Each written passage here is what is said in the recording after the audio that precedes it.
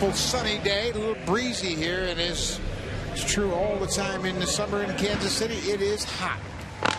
Almost 32 degrees Celsius here, and the Blue Jays have enjoyed hot weather all series long. It's the fourth game of the series, and today the afternoon game. And last night, Adam Lind in a 5-4 ball game in the sixth inning. There was a base open. Ned Yost chose to walk Jose Bautista, his 9th intentional walk of the season. And Alan, that set up a very interesting situation for Adam Lind. I think it changes the dynamic for the team, but for Adam Lind, it brought up maybe some anger, maybe some retribution wanted right there. He got the big swing. Looked like he might have hit it off the end of the bat just a little bit, but still enough with his strength to get it out. And there's the stare across. Yeah, take that, fellas. I tell you what, a picture is worth 1,000 words. He looked across the field into the dugout in the direction of the manager, Ned Yost, as if to say, you want to pitch around him?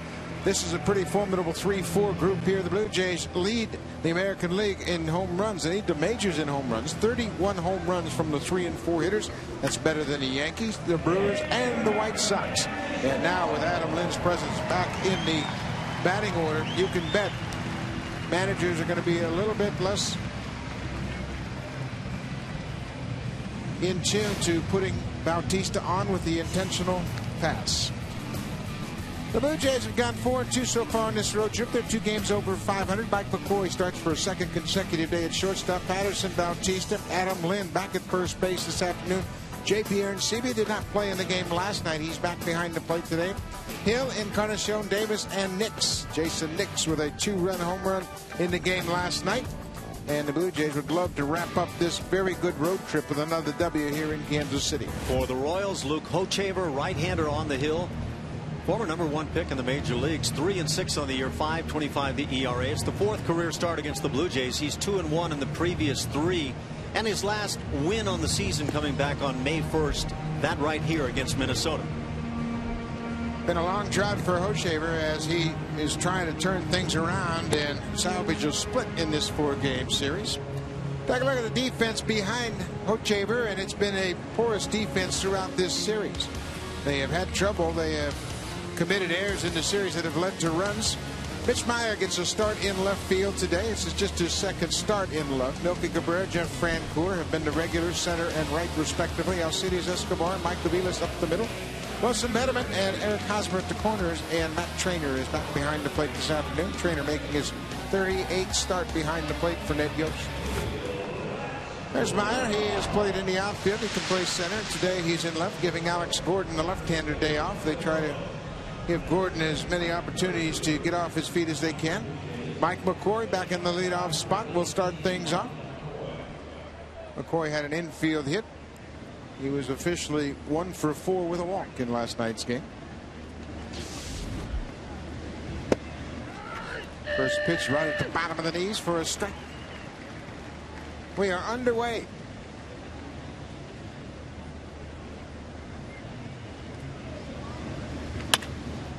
Ground ball. Betterman dives, gets to his feet, throws the ball in the dirt, and it's scooped by Hosmer. Boy, if you like Hosmer swinging the bat, you're going to love him fielding as well. He really did a nice job scooping that low throw from Betterman. But he didn't lay back at all on this throw in the dirt, and a tough one to pick. Just swipes at it and picks it cleanly. Now, this is a whale of a play on both ends. Aaron Hill was able to sneak a couple of hits through that left side last night, but look at that pick.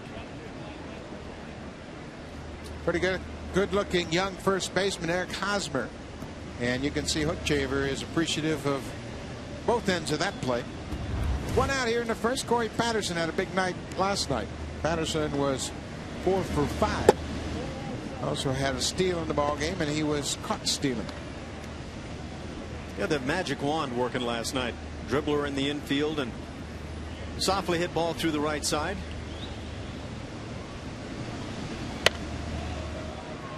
So a little looping pop-up. Hosmer will give way to the second baseman, Mike Aviles, 2 outs. So that'll bring to the plate Jose Bautista. He was the focal point in last night's 6th inning when he was issued the intentional walk that set up the bases loaded and the eventual grand slam for Adam Lind. Bautista at 351. He went 2 for 4 with that intentional walk and scored a couple last night.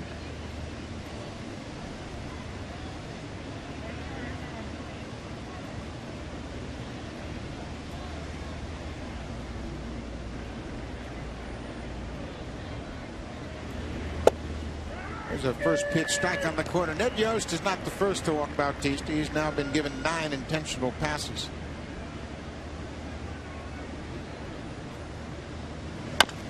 Bounced foul. Another one of these at bats for Jose Bautista where he takes the first pitch fastball, and number of teams, probably the last couple of teams anyway, number of pitchers starting him with the fastball through the strike zone that he takes for a strike, then quickly to 0-2. Another breaking ball he fouled off. Bautista's only faced Hochevar 3 times. He's 1 for 3. Looks 27 years old now.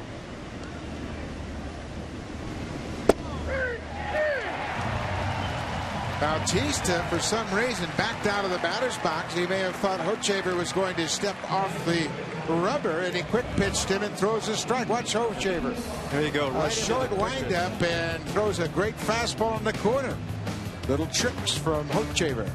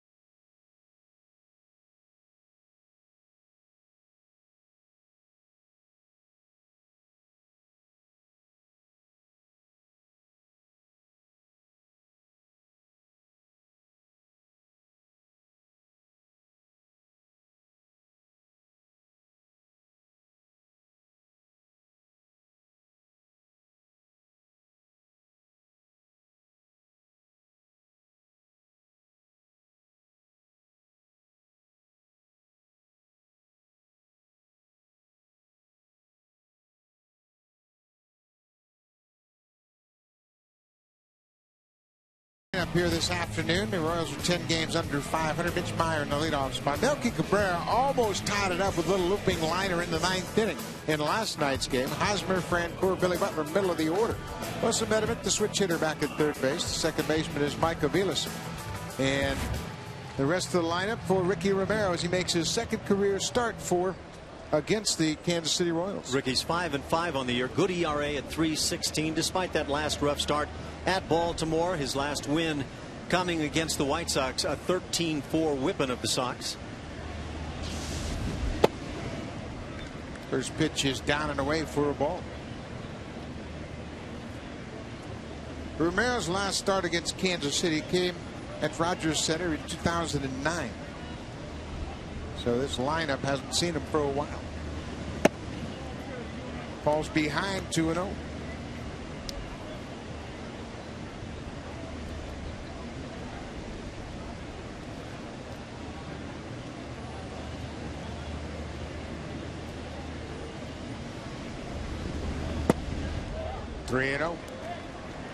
Myers playing in just his 17th game. He only has 24 at bats before this at bat against Romero. There's a strike.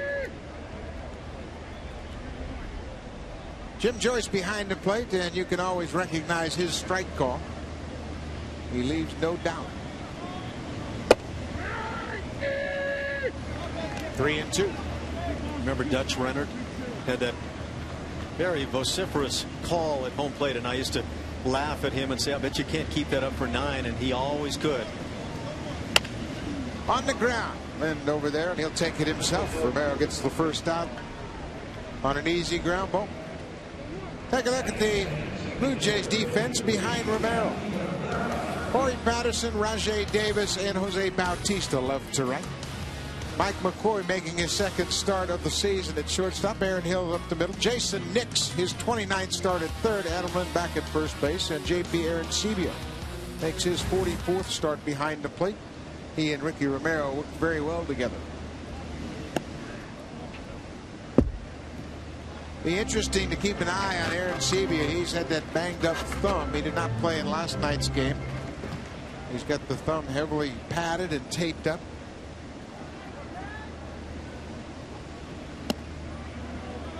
Again, Romero falls behind. Teams have a way of building these little casts that you can put on the left thumb. It comes on and off and helps quite a bit, but it does change your catching a bit. Ball is popped up into foul territory. Nix, the third baseman, near the coach's box. 2 outs. And our scouting report brought to you by Home Hardware. Homeowners helping homeowners. Ricky Romero has had a tough time in day starts this year. In 5 starts in the day, 1-3, a 4.97 ERA. He's been a shutdown artist, though, with runners in scoring position. They're hitting just 169 against Ricky. And then with 2 outs, that goes down to 0.87. Economical. Yeah, he needs just over 15 pitches per inning. Eric Hosmer, the young first baseman, makes the first pitch strike. Hosmer had his 9-game hit streak snapped last night. He was 0 for 3 with a walk. Off to a fine start to his major league career. That's a foul ball.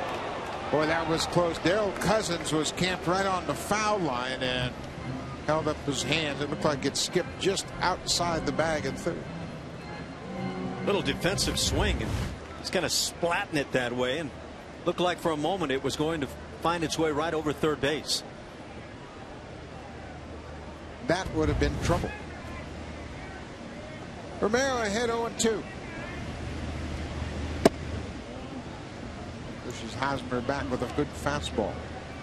We've talked about this radar gun being a little lively here in Kansas City. 95 on that heater.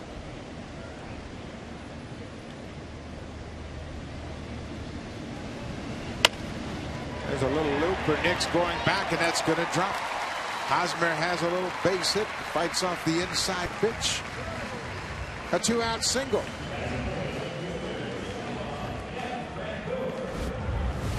It's a good-looking young hitter. Ricky tries to hit that off-speed pitch, but leaves it through the heart of the plate. But very tough. Staying back nicely, getting jammed. Some good hitters actually utilize getting jammed to get a lot of these bleeder-type hits. Jeff Francoeur makes the first pitch strike. Steve Garvey was a guy that I remembered. He'd stay in there. He wouldn't pull off pitches. He'd jam himself a lot, but he'd get a lot of base hits. Now you're able to hit around 300 all the time. Don't give up with 2 strikes. Francoeur's out in front. Jeff Francoeur has been very productive for the Royals. He has 38 RBI as a right fielder. He is second only to Jose Bautista in driving in runs as a right fielder.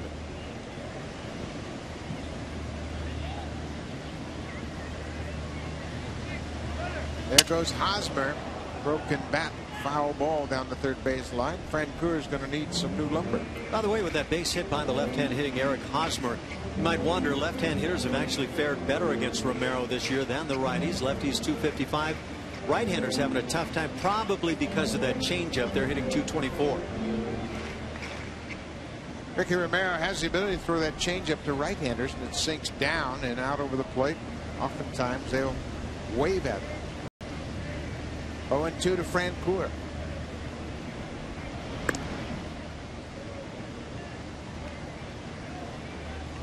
Ricky doesn't have what you call a really good move to first base by any means, but shuts down running games because he's quick to the plate.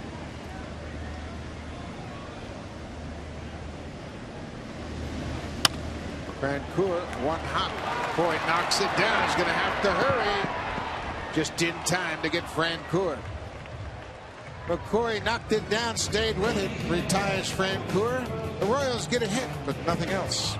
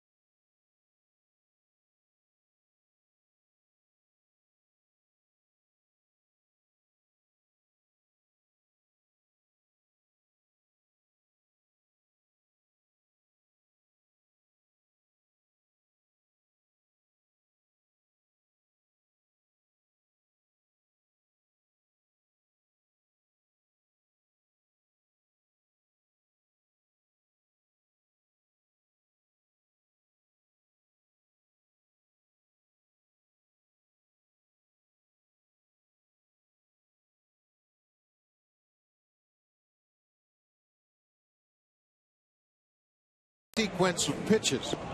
Bautista had already seen 2 pitches and had a strike and a ball, and then Hochevar came with his 3rd pitch, a breaking ball for a strike. And watch the rhythm of the pitcher on the left. This is the 3rd pitch. He's going to throw a breaking ball, and then the 4th pitch is a quick pitch. See the difference? And that really caught Bautista by surprise. He actually backed down to the batter's box and took a called 3rd strike. I don't know if any other teams will attempt this sort of thing, but Jose, you hope, has learned his lesson quickly. You don't step back and anticipate the umpire is going to give you timeout. Now, that quick pitch turns out to be very effective against Jose, and obviously it just caught him very surprised. Something we haven't seen pitchers try to do. You don't see it very often, but Hochevar used it very prudently there to get the strikeout and end the 1st. Adam Lind with a big night at the plate last night with a grand slam. He also walked twice.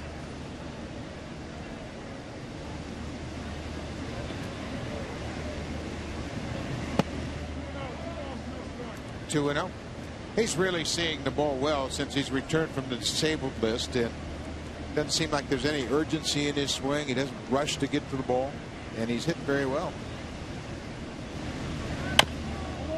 You'll notice that Lynn takes a lot of first pitches.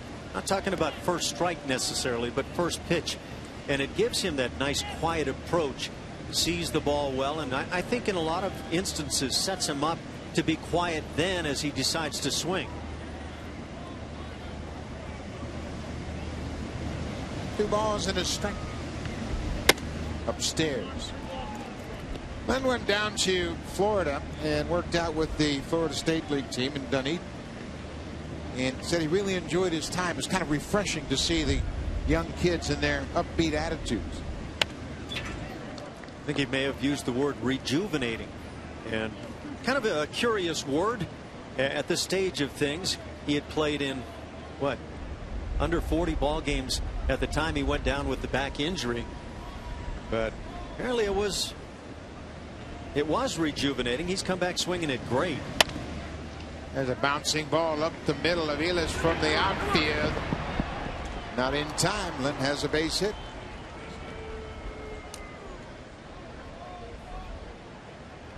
Luke Hochevar. We talked about the fact that he was the #1 pick of the draft back in 2006. So he's #1 there. He's had a woeful last 3 ball games, allowing 17 earned runs over those starts. And he is the bombardier. He's allowed 13 home runs in 84 innings of work this year, so the Blue Jays might be able to take advantage there. The Jays had 2 home runs in last night's game. J.P. Arancibia stands in against Luke Hochevar. Goes after the first pitch and pops it up. Aviles on the grass. Arancibia is retired. Mike Aviles has played third base in this series. He's making his 18th start at second, in an effort to get an extra right-handed bat in the lineup against Ricky Romero. Is that wise? Talk about the stats. Ricky yields a little higher figure to the left-hand hitters. I don't know. I probably would try to break him up like most left-hand pitchers. I wouldn't want them seeing all right-hand hitters. Aaron Hill goes after the first pitch and fouls. You see much to that? You were a manager. Did you want to break up the lineup that look for a pitcher on the hill, or did you like to keep it clean, right-handers against the lefties? Well, I think Ed Yost is just trying to figure out how he could get Mitch Meyer in there and give Getz the day off. Getz played all 3 games. And when you need to rest a player like Getz, you're going to pick a Ricky Romero. Bouncing ball to third. Second for 1, back to first, double play. Hochevar gets out of the second inning. A 5-4-3 double play does the trick. We played an inning and a half in Kansas City. It's scoreless.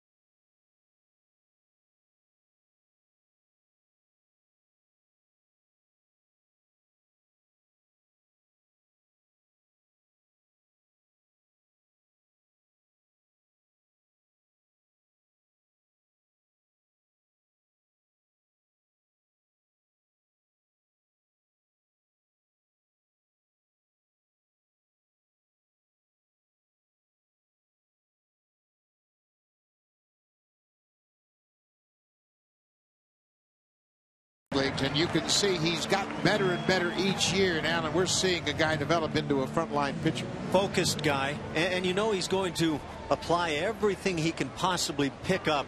Ricky has that tremendous changeup, but here in the last 4 starts or so, utilizing the fastball a little bit more. And I think in general that's helped him. Yeah, I think the fastball has put the hitters on notice that they're going to have to deal with that a little more frequently. Billy Butler had a 3-run home run in the 8th inning against Octavio Dotel in last night's game. His 5th homer of the season, and that made it very interesting late in the ball game. That made it 9-7 at the time. The Royals would add a single run in the 9th and would have the tying run at second when Milky Cabrera lined out to end the game.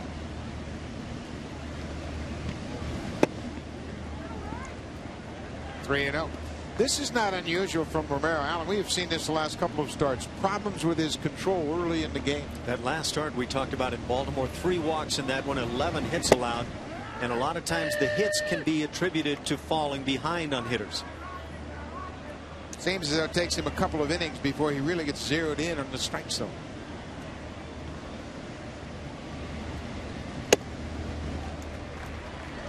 Leadoff walk. Corey Patterson is talking to Rajay Davis about the wind and how that's going to affect where they should play in the outfield. You can see it's a little bit different wind than we've seen in the past, and it seems as though it's blowing in from right center toward the left field corner. Something they have to be aware of in this big ballpark. So the man on and nobody out, the third baseman, switch hitter Wilson Bettamy steps in. There's a strike. Even with the strike, didn't hit the location as Arancibia had set up away. JP had to reach back to his left.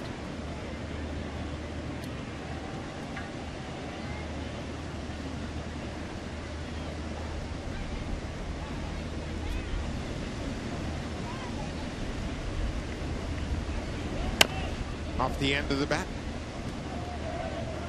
Romero has 2 different changeups, and there's an idea just how strong the wind is blowing here. It's a hot, breezy day.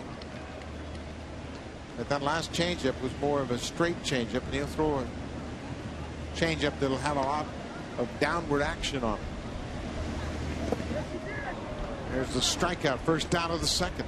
That's the changeup, and that's the one that he loves to just start at the bottom of the knees, induce that swing, and then it's up to the catcher to keep the ball in front. Nice job by Arancibia. Arancibia and Romero really have a strong relationship, and they always talk about how they might approach hitters during the course of the game. Traditionally, they'll have breakfast in the morning and start their conversations early on. Second baseman Mike Aviles. I was down in the clubhouse yesterday, and Arancibia and Drabek were together, just digging into each other about that previous start from Drabek and the issues that Arancibia had back and forth. It's a lot of fun to listen to these guys because though they're very intense in the game, they try to turn it into lighthearted moments and obviously help each other along the way, but it can really be a fun game in between starts. Ball in the strike. Well, you really have to remember how young they are, and they're so fresh in the major leagues, and they're having a lot of fun. Yeah, even as veterans, I think it's very important to continue to have fun playing this game. Bouncing ball this short. McCoy goes to second. That's all they'll get. Really wasn't a double play ball. They get the lead runner with the force out at second. They're not 2 down.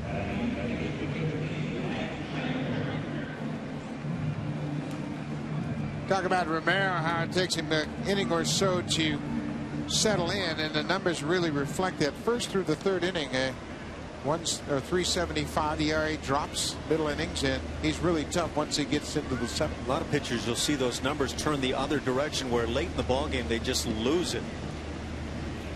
Got him picked off. Aviles guessing with Ricky Romero, and he guessed wrong. That one hop toward second base proved to be costly as he's picked off by Ricky Romero. Romero just guessed with Aviles, and Aviles made that first step towards second. Quick tag by Lind to end the inning.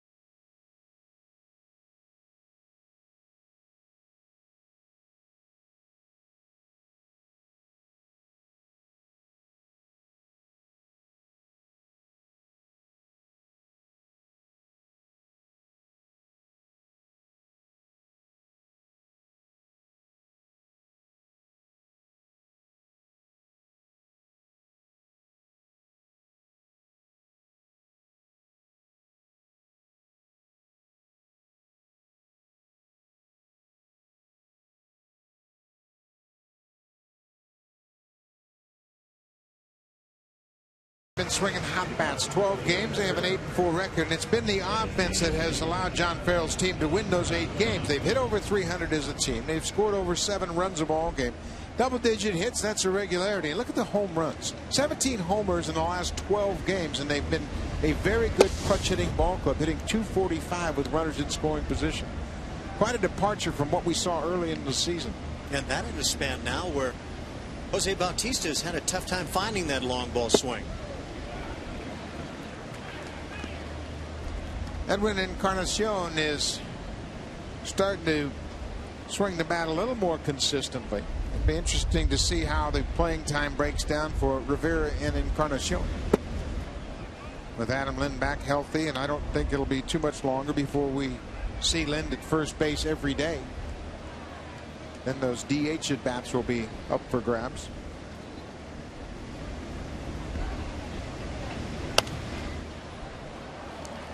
And you know what, Alan? Players, they're aware of what the situation is. They know Lind's going to play every day.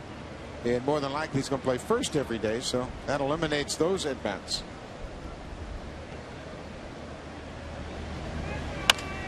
Breaking ball into center field. Melky Cabrera is there and makes the catch.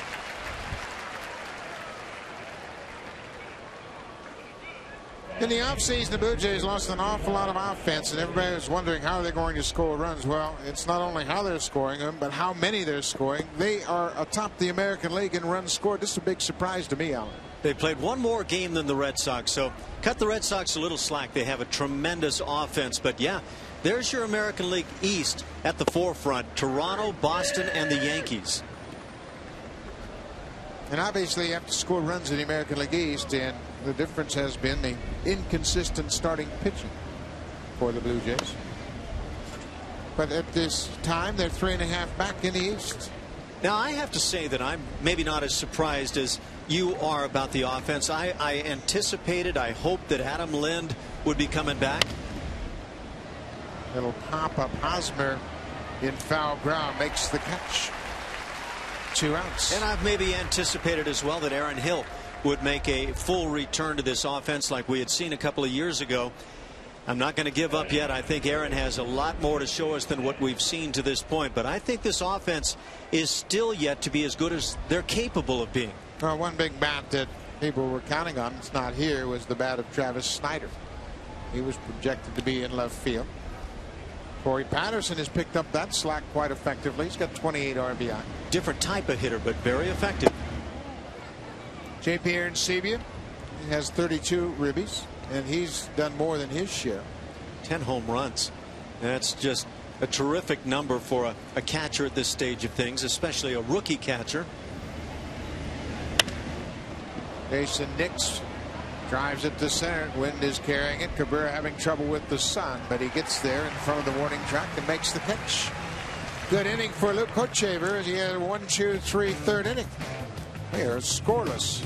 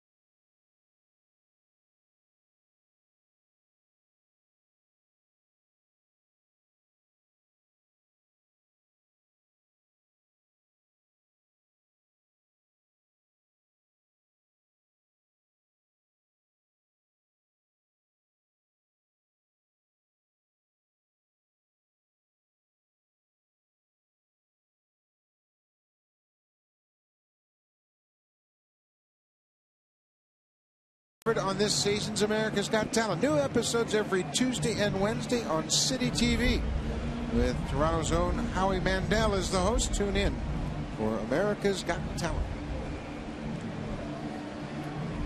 Ricky Romero set to work the bottom of the third inning. The catcher Matt Trainer will lead things off. 8-9-1 for the Royals. No score here in Kansas City. Each team has just one hit.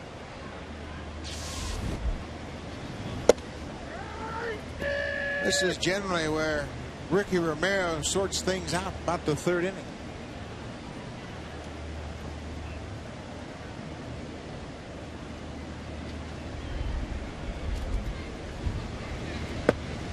It's the good ones that can find a way to keep putting zeros on the board when they haven't quite gotten their best stuff, their sharpest stuff yet. That's a great point. That speaks to experience. Fastball off the plate, took something off. 1-2.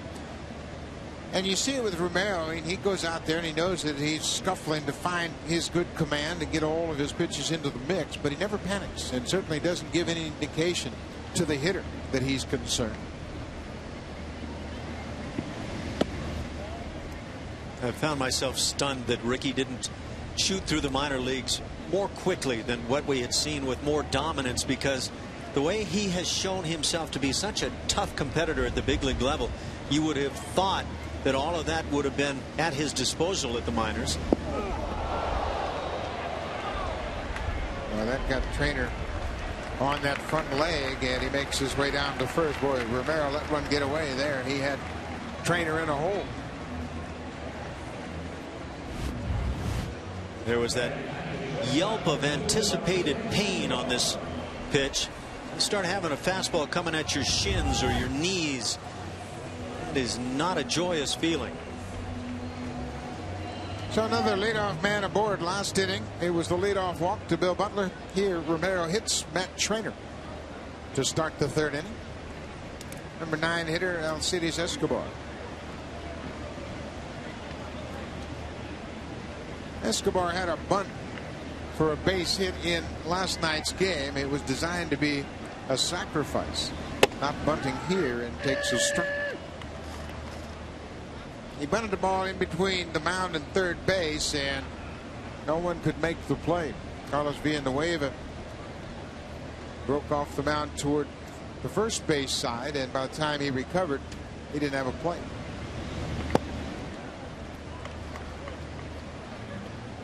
If you enjoy pain, let's go through this once again. catches that lead foot right around, is that the ankle? It appeared to be right in that area. Oh, that is a killer. Tough guy getting up and heading on down to first base.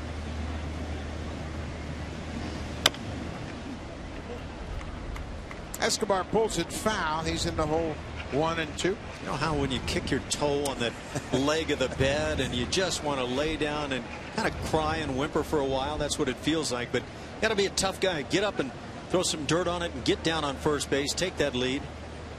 Certainly don't want to let the pitcher know that it hurt. There's a swinging bunt up the third baseline. They're going to hope it goes foul and it stays on the grass. That infield hit for Escobar. Not much that Romero could do about that. The swinging bunt up the third baseline. There's that chopper. When you've got some wheels, that's when you really break them out. Ricky Romero knows before even passing this ball that it's going to die in the grass.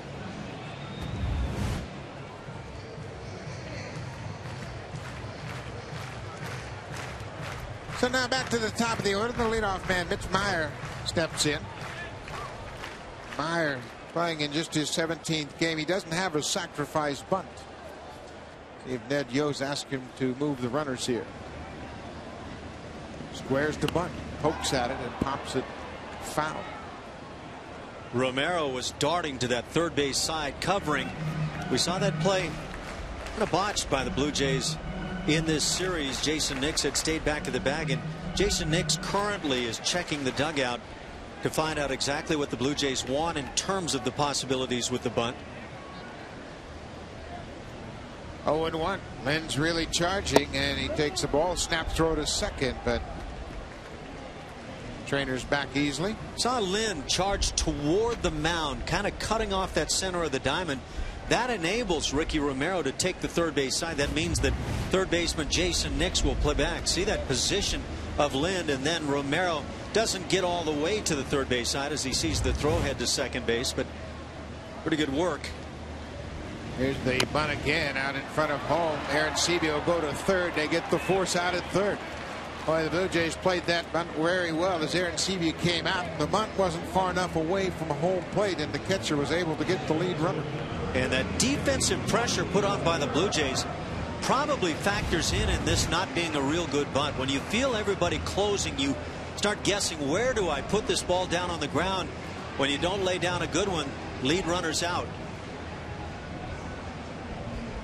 The Blue Jays don't really have a set number of plays. They just have a sign from Brian Butterfield where he calls a bunt, and he'll say they're going to bunt for sure, and that will allow Lynn to crash. And that's what the play they had on there. When that occurs, Romero goes to third. They really put pressure on the hitter to make a good bunt. In leaving the third baseman back, though, that says they are determined to try to get that lead out, and very effective in this case. Early in the game, and they keep the double play in order now. First and second, one out. So Nick's responsibility, if he doesn't have a play when the ball is bunted toward the third baseline, he has to get back. This is where Ricky Romero has really done a great job this year with runners in scoring position, and that's where he's at right now. Mentioned also earlier that not only does he have that great figure with runners in scoring position, but then runners in scoring position with 2 outs, an 0.87 mark, so he gets tougher and tougher. Jim Joyce went into the Royals dugout. Just looks like he's messing with his right eye a little bit. Might have gotten something in his eye and needed to have it attended to. So Romero is set. Melky Cabrera, the switch hitter. Cabrera's hit .250 as a right-handed hitter. .272 overall. You don't think Joyce was taking the advice of maybe some fan sitting near home plate, do you? Check your eyes.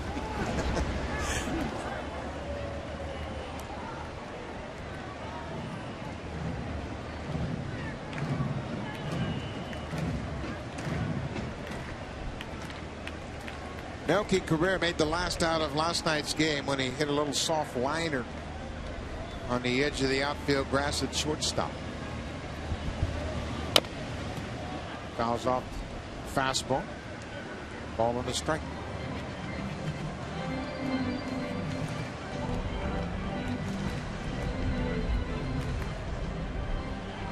This is the fourth game of the series. The Blue Jays have won 2 of the first 3 games.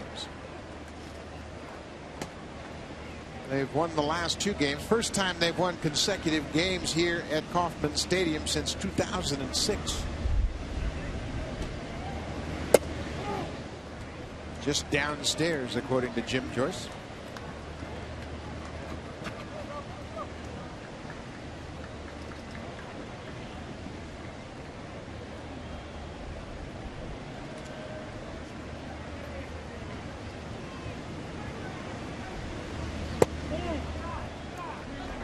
Three and one. Romero's missing in pretty good spots. If you are going to miss, he's missing down out of the strike zone and not leaving the pitch up in the zone. Much better of the 2 options, but in the end run, they are nothing but balls. Ground ball to short. McCoy quickly for force, and that's all they'll get.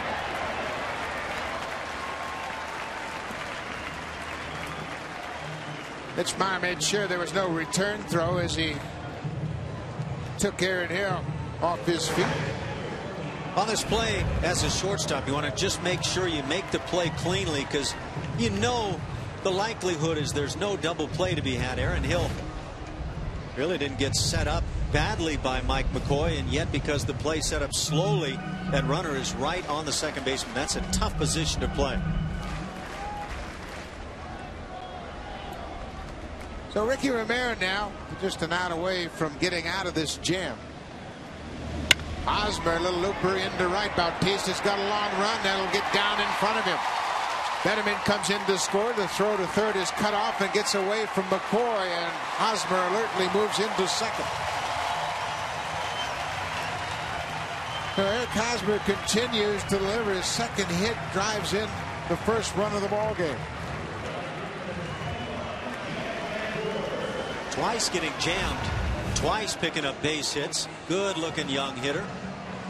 Yeah, he stays in there beautifully. Jose Bautista makes a fine throw back into the infield, but it's Mike McCoy that just doesn't get the job done. Nobody was covering second base, and that might have led to the runner moving up anyway. Another little flare into right, and this is going to drop in front of Bautista. Hosmer got a great break at second, and he slides in with the third Royals run of the inning.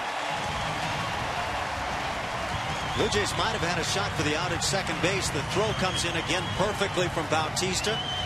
Arancibia read it perfectly, charging to shorten the distance, setting up a throw to second base, and simply drops it. Another jam shot. Ricky Romero paying prices that really shouldn't be charged here in this ball game. That's what Bautista does. Just a perfect throw, bringing it down. Arancibia can't make the play. Francoeur picks up 2 more RBI. He now has 40. 3-0 Royals. There's another base hit to right. Bautista's going to show off his arm. Francoeur around third. Here's the throw to the plate on time, and there's the tag by Arancibia. Francoeur is out. Bautista, with 3 throws in the inning, nails Francoeur at the plate, his 6th assist of the season. One right fielder throws out the other, and they both can really throw. Bautista a 1-hop strike to Arancibia, but the Royals have taken a 3-0 lead.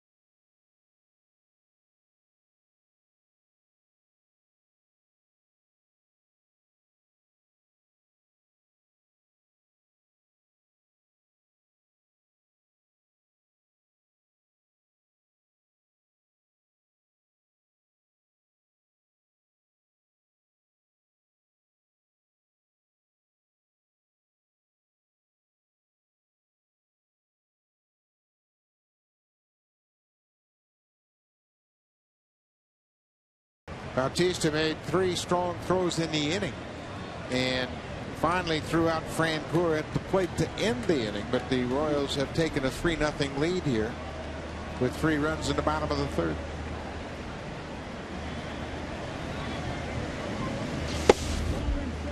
Mike McCoy takes the ball inside.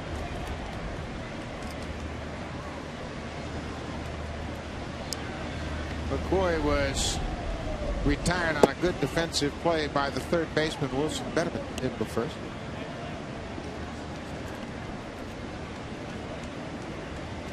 Boy, that had to be a very frustrating inning for Ricky. A hit batter, infield single, and then 2 bleeders to right field. Hochevar falls behind 3-0 to McCoy after his team staked him to a 3-0 lead.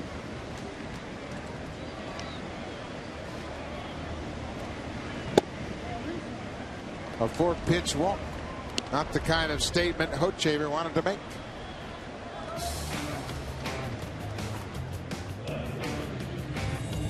The Jays on Rogers Sportsnet, brought to you by your local independently owned home hardware or home hardware building center. Homeowners helping homeowners.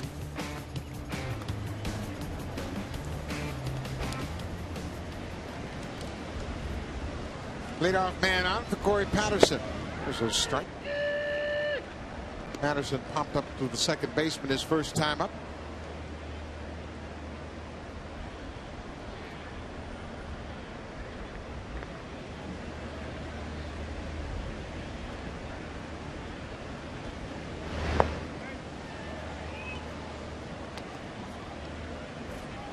McCoy just 2 for 3 in steals. Obviously doesn't have the same number of at bats as the regulars. He's been back and forth from the bench to the playing field and also from big leagues to AAA.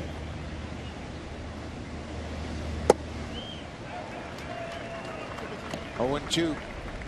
That was a swing that looked like he just simply didn't pick up the ball early.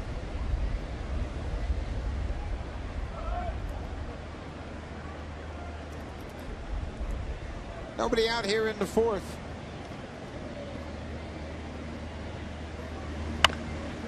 Pulls that one outside of first. But Hochevar's done a pretty good job of mixing up his release to the plate. That time he was very quick unloading. No chance for McCoy to get a jump. Of course, he had the quick pitch strikeout of Jose Bautista to end the 1st inning. The battery putting their heads together on the bench. Got away from Hochevar.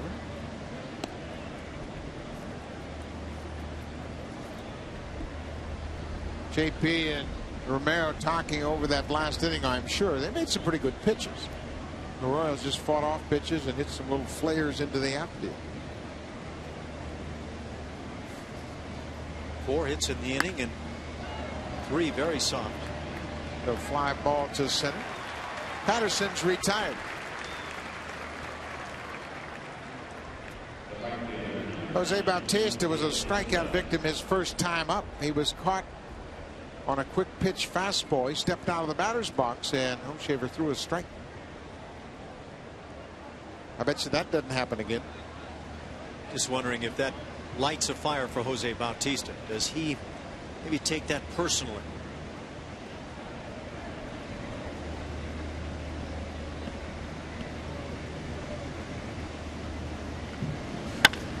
Hard hit to the 3rd base and Betterman to second for 1. Aviles had trouble getting the ball out of his glove. They had a shot at turning 2, but there was a bobble at second. McCoy is retired on the force out. Bautista reaches. This ball certainly hits sharply enough to get the double play. And Jose continues to roll over the top of a number of pitches as he hits ground balls on the left side. See Aviles there, just couldn't get the ball out of his glove cleanly and couldn't make a return throw to first. That's a break for the Blue Jays as they get Lind to the plate with a man on.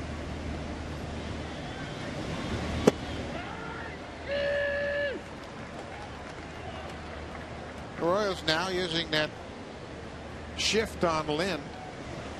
3 infielders to the right of second base.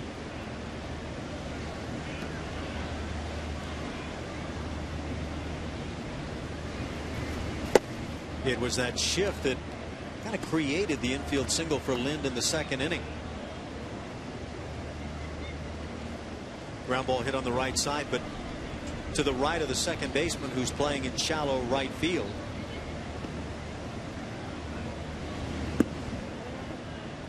Two and one.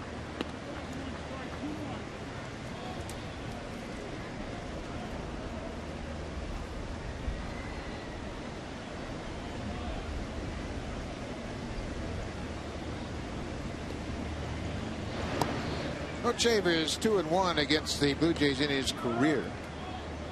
Didn't have a decision against them last year. Was 1-0 in 2009.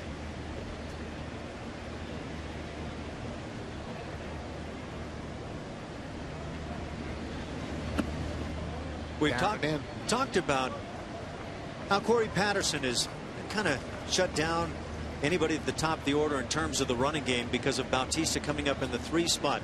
Does Bautista lose the ability to run now with Adam Lind when he's swinging it well in that 4 spot?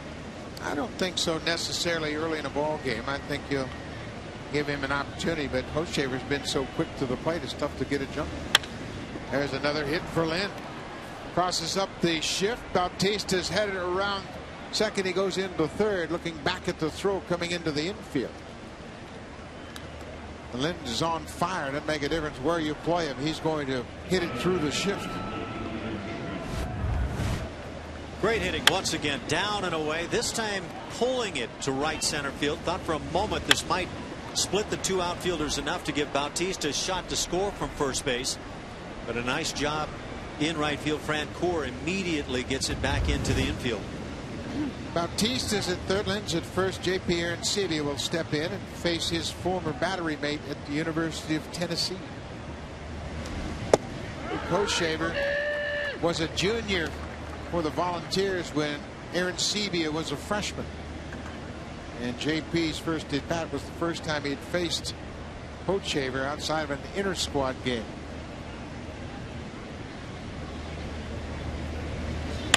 There's a long drive to left field. This ball is carrying a long way. Mitchmeyer at the wall. Can't make the play. Lind is around third. He is coming in to score. Arancibia headed to third. Here's the throw, and it'll be offline. J.P. Arancibia with a 2-run triple off the wall and left. Not the way this wind is blowing toward that left field corner. This ball would just get up in that breeze and go. But as it hits off the wall, there was no help for the left fielder. Center fielder Melky Cabrera was just standing flat-footed in center field. Arancibia gets that hanging breaking ball, and he is awfully good at putting the barrel on it. It's a fine effort, but when you don't get any backup help, it's all yours to make in left field. 2 outs, and you just gotta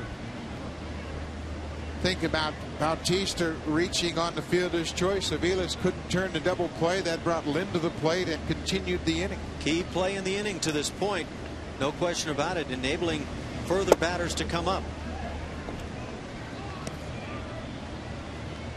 It is really costly when you can't turn that double play when you're in the middle of the opponent's lineup. Bautista hit the ground ball, and Aviles couldn't turn 2.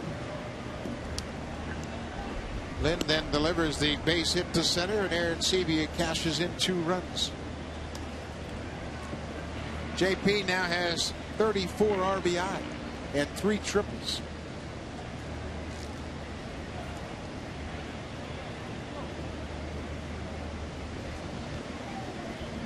That thumb's feeling a lot better right now. It had bothered him swinging the bat. There's a strike that makes it 3-1. The Blue Jays are certainly enjoying that bat of Arancibia.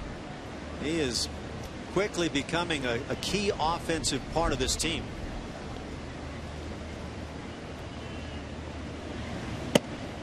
Hill will take the walk. All this happening with 2 outs. J.P. Arancibia, he is obviously a rookie in his first season with the Blue Jays. Mark Trumbo has one more home run. He's the big first baseman from the Angels. But Aaron Sebia has the RBI lead. He's just extended his lead with those 2 ribbies with the triple. He's also just 1 triple behind Rajay Davis for the team lead in triples. It's a nice response for the ball club when you fall behind 3-0 in the 3rd inning to come right back with at least a pair here in the 4th inning.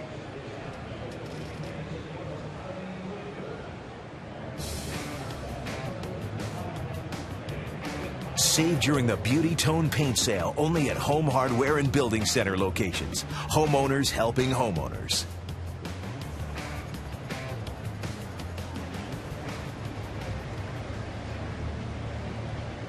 Bob McClure, the pitching coach, with a message to Big Luke Hochevar as he's trying to get out of this 4th inning.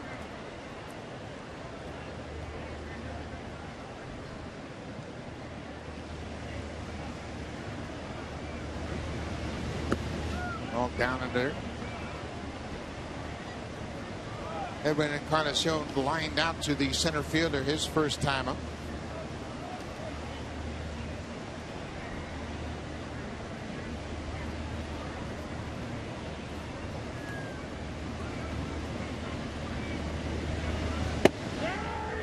That breaking ball stayed in the inside part of the plate. Interesting split for Encarnacion, hitting much better against righties. Lefties have given him a problem, and it always seems as though he likes to extend those arms out over the plate and really drive the ball. Right-handers are giving more pitches on the outer part. The ball's in his strength.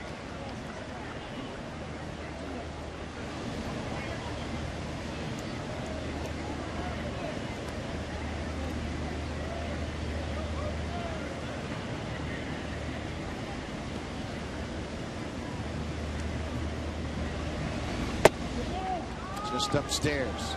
Encarnacion has the count in his favor, 3-1. The Royals scored 3 in the bottom of the 3rd inning, and the Blue Jays have stormed back. J.P. Sebia, a 2-run triple. Encarnacion hits another ball into center. Cabrera's got a long run, but he'll get there, and Encarnacion's retired. The Blue Jays strand a pair, but they scored 2. J.P. Sebia, 34 RBIs. He's made it a 1-run game.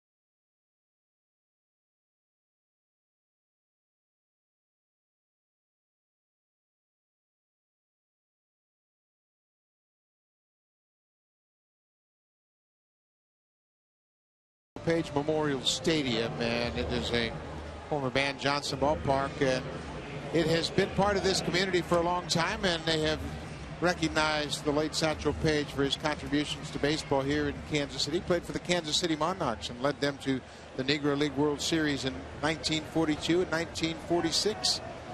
Satchel Paige got to the big leagues at the age of 42 with the Cleveland Indians, and would actually pitch 3 innings for the Kansas City Athletics in 1965 at 59 years old. There's so much baseball history around Kansas City. Of course, Charlie Finley had the Kansas City Athletics here before they moved to Oakland in 1968. Kansas City came in as the Royals in the expansion of 1969. Wouldn't you love to be able to see the Satchel Pages of history perform against today's player? Buck O'Neill was the manager of the Kansas City Monarchs, and he often talked about the great Satchel Paige and Josh Gibson and so many of the all-stars from the Negro Leagues and how well they performed, and he always felt they would match up favorably playing against any era. Pettit grounds out to the second baseman, first out of the fourth. Buck O'Neill was here for years, working for the Royals, scouting, looking at other players, and certainly part of this great ballpark. There's a legacy seat behind home plate dedicated to Buck O'Neill. Fans will get a chance to sit in that seat. There it is, a special spot reserved where Buck O'Neill watched a lot of games from that vantage point.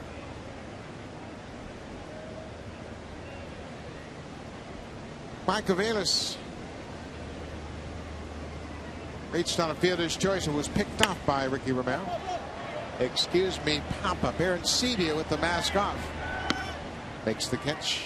2 quick outs here in the fourth. Boy, this is what you want from Ricky Romero after your club has made it a one-run game. You want to have a quick inning and get them back to the plate.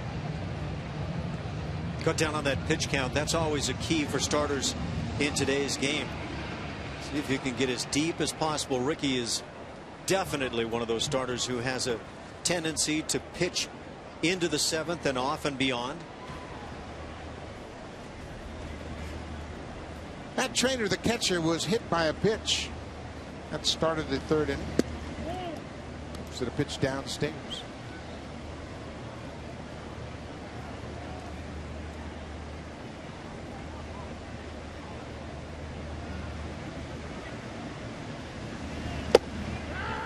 Ball on the strike.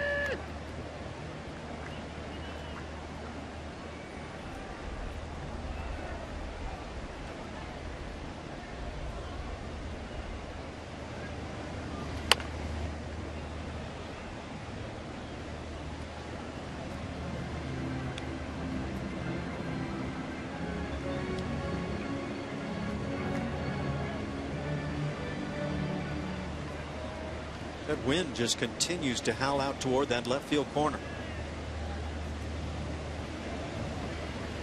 1-2 to Trainer. Inside off the plate, 2-2.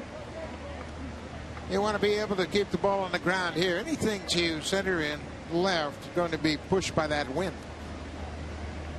You can see a pretty stiff breeze blowing from the right field corner across the field. Trainer checked in time. It's full count.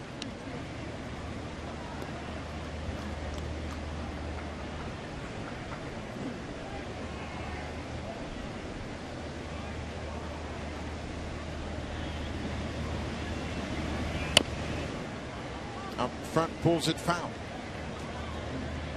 I think those foul balls on 3-2 counts are one of the sources of great frustration for pitchers. I feel like I've got to throw one in there and take my chances. Guys just keep fouling them off. Make a good pitch, thinking that you've finished off a hitter. There he goes and finishes him off with the off-speed pitch. Ricky Romero has a good fourth inning. A 1-2-3-4. Picks up his second strikeout. Kansas City leads 3-2. Romero strikes out Trainer. Now it's time for an update. Here's Jamie Campbell.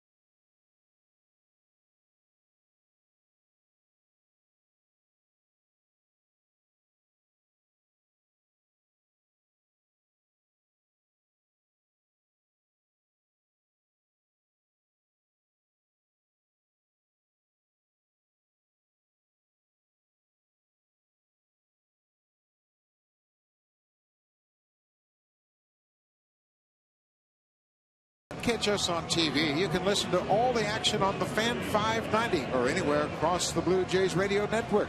Jerry Howarth and today Greg Zahn bringing all the action on the Fan 590 radio. Greg Zahn helping out. Got Tabler's away for a while. We've done a little shifting. Alan Ashby is in the TV booth. Jerry Howard's getting a lot of help from Greg Zahn. And having fun doing it. Freewheeling personality right there.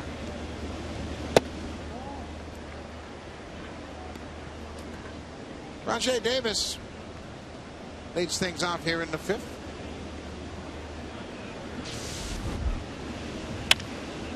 Lines it into center field. Cabrera to his right makes the running catch. Hit hard, but right to the center fielder.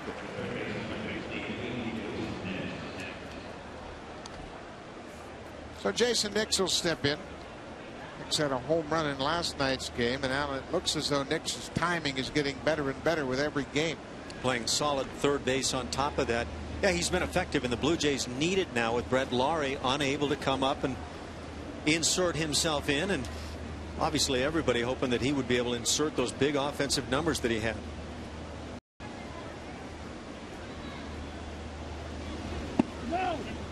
And in case you haven't heard, Brett Laurie has been diagnosed with a fractured hand. He's on the disabled list, will not have any baseball activities at least for 2 weeks, possibly longer. Let that hand heal. He is currently in Florida, making sure he maintains his conditioning before he returns to baseball activity. A slow breaking ball for an 0-2 count. Shaver ran into some problems in the 4th inning. Leadoff walk sparked the inning, and then they couldn't turn a double play, and that allowed Lynn to come to the plate. He kept the inning alive, and J.P. Arancibia cashed in with a 2-run triple.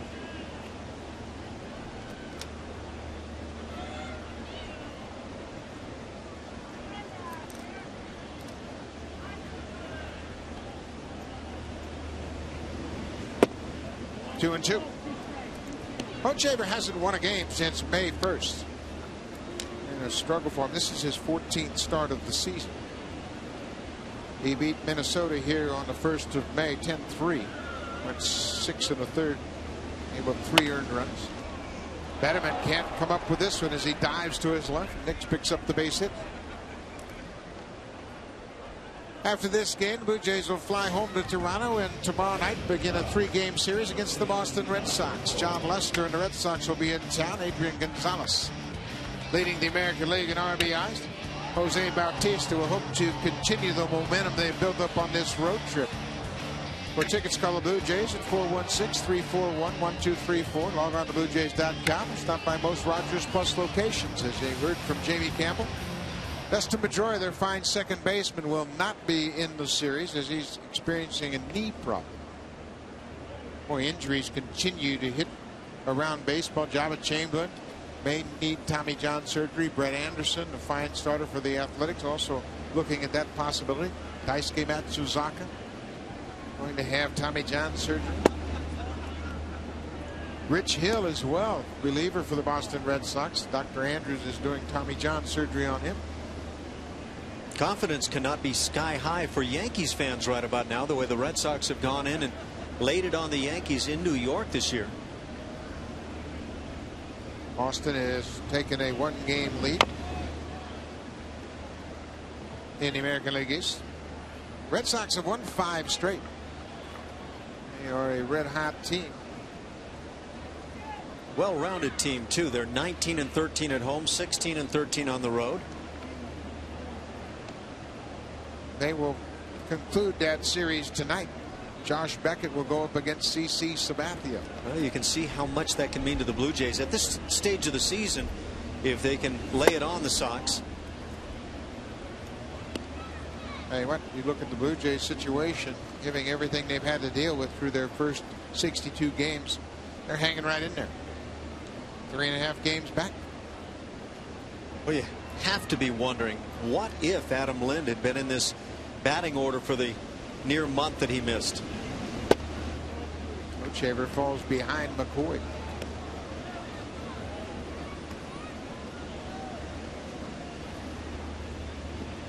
they have not had Lynn for almost a month. Hill was out on the disabled list. Just about every player has missed significant time except the catchers.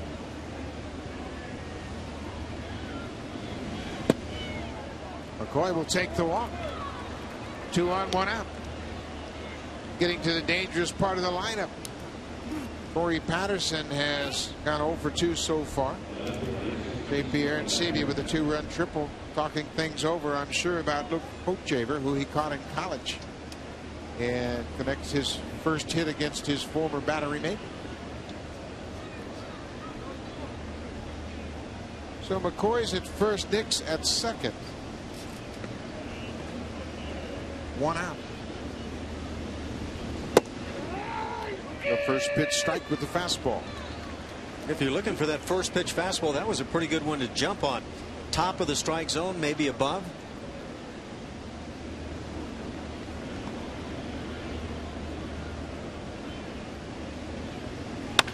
Patterson hits it on the ground. Aviles to short. Escobar return throw in time.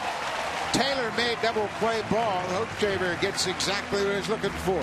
4-6-3 double play ends the 5th.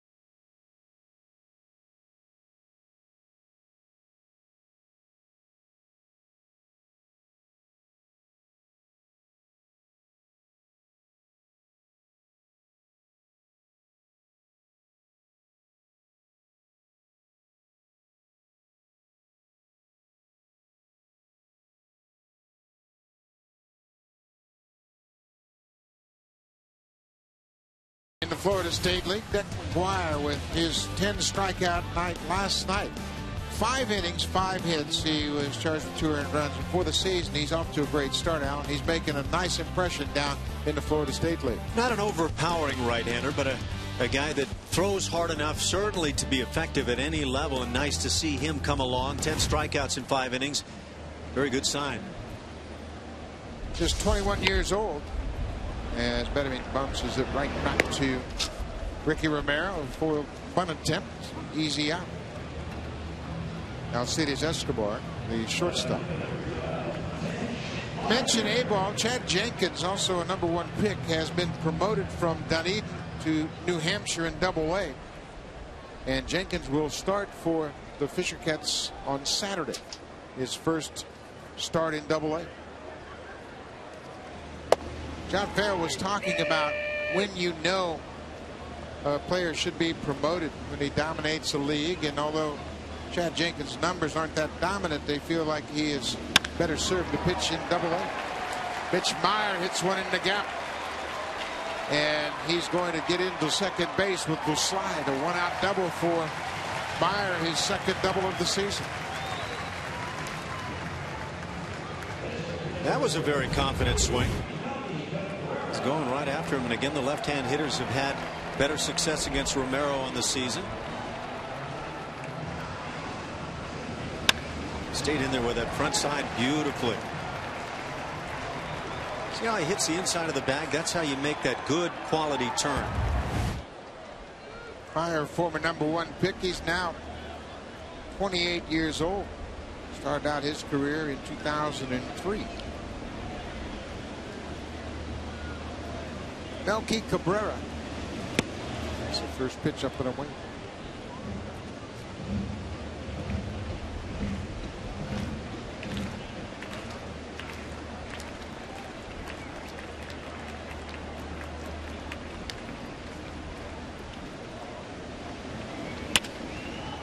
Pops this one into right field. Bautista is there. Meyer is tagging, but he's not going anywhere.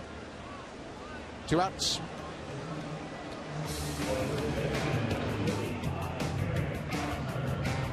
Save during the Beauty Tone Paint Sale only at Home Hardware and Building Center locations. Homeowners helping homeowners.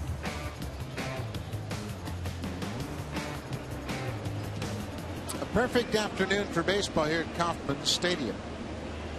Eric Hosmer has had a perfect day. 2 for 2. He's also scored a run.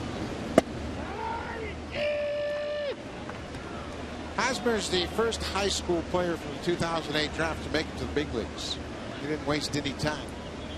And you can see why. He's got terrific skills at the plate. He's a fine defensive first baseman as well.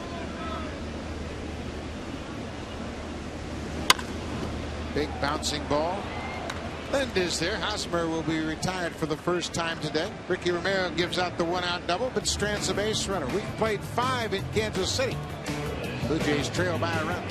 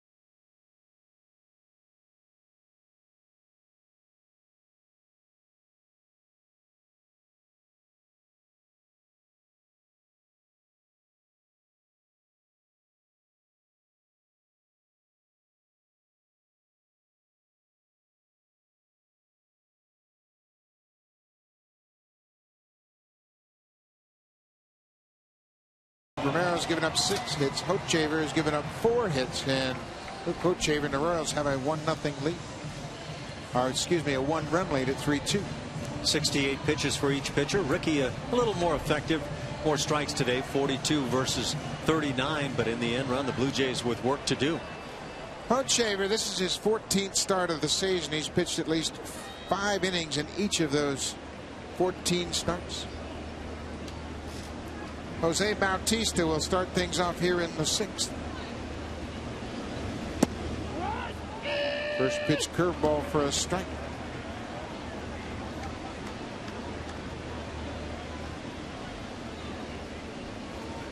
Can't say that opposing pitchers have been pitching around Jose a whole lot here on this particular road trip. Hochevar inside, missed all the way across the plate.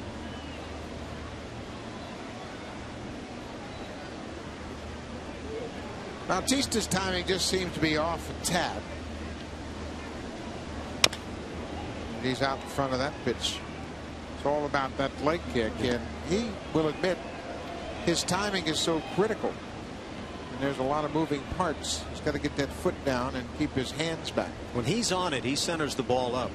But here on this road trip, despite the fact that he's picked up his hits, he's rolling over a number of pitches. Pops this one up. Third baseman Bettemy at the wall and just beyond his reach.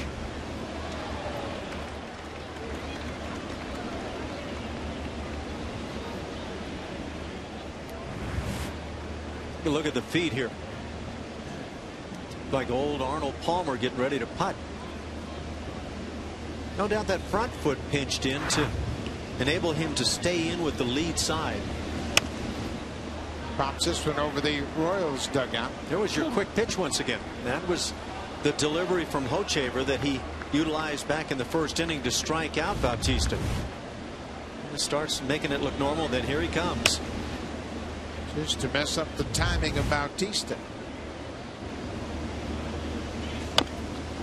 This time he took a little more deliberate pace to his delivery. Little hesitation in the middle there. Not much of one, but just a bit.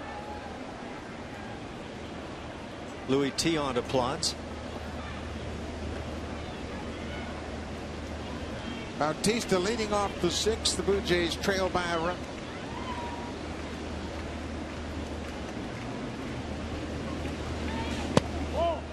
Breaking ball just missed the outside corner. Hochevar was a two-time first-round pick. He was first drafted out of the University of Tennessee in the 2005 draft by the Dodgers. It's off the end of the bat, popped up into shallow right field. The second baseman Aviles is there, makes the catch. One out here in the sixth.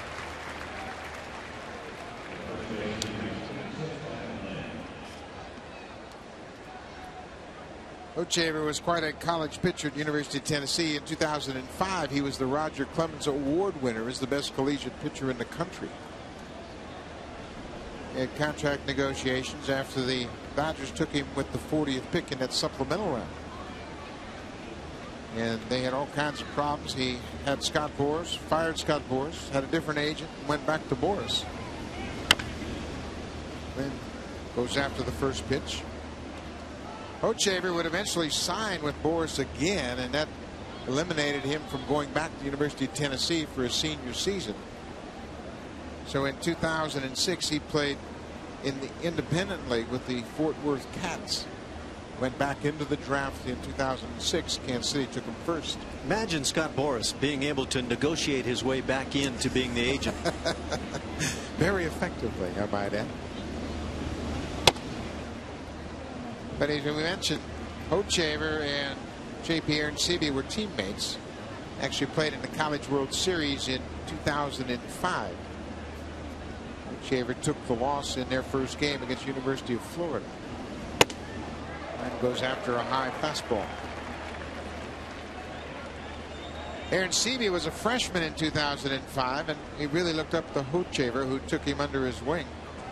And J.P. said that he still feels like Hochevar is his big brother. Then went down and golfed that pitch into right. Boy, when you're hot, you're hot. Doesn't make any difference where the ball is. Lind is going to put it in play. He's 3 for 3. Every pitch in sight, doesn't matter what part of the bat he puts it on.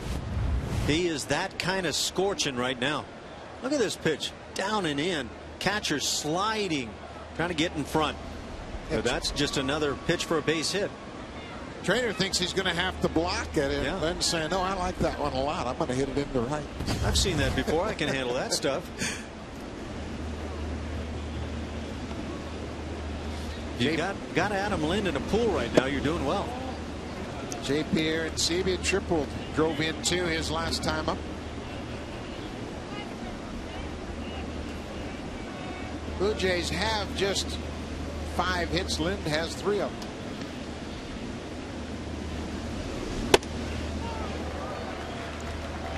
Ball him to strike.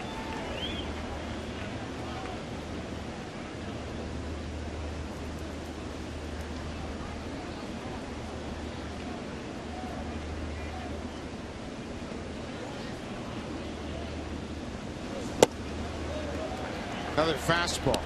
Hochevar continues to vary his release times. He comes set quickly and pumped that fastball right by Aronsebi.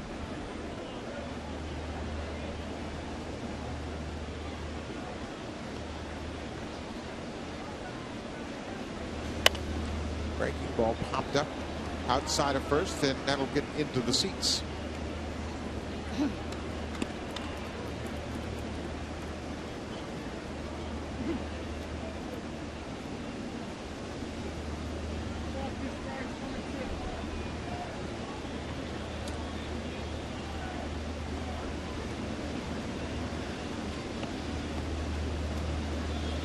1-2 pitch off the plate outside. That's close, and we've seen that pitch called a strike here this afternoon.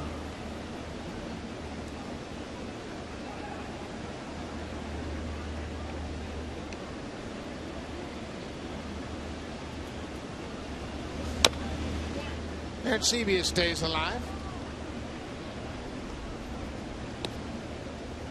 Does a pleasant catch a break on occasions on that coin toss pitch when he's working with the home plate umpire all the time.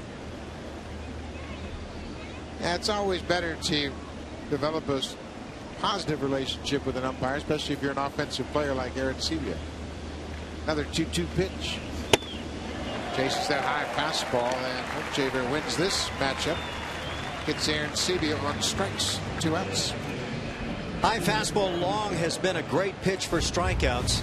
Doesn't always work out, but you call it going up the ladder, and in this case JP never gets to that top rung. 2 outs now, and still at first. Hochevar with another high fastball. This one's out of the zone. Aaron Hill hit into a double play and walked.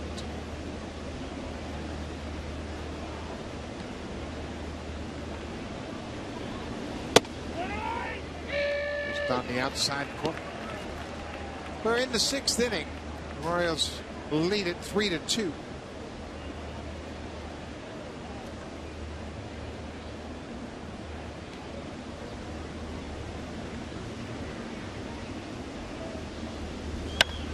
On drive to left field. Meyer back, breaking it down just in front of the warning track. He's there and brings it in. Hill is retired. Blue Jays get a single from Lynn, but can't do anything with it. Middle of the 6th. Kansas City leads 3-2.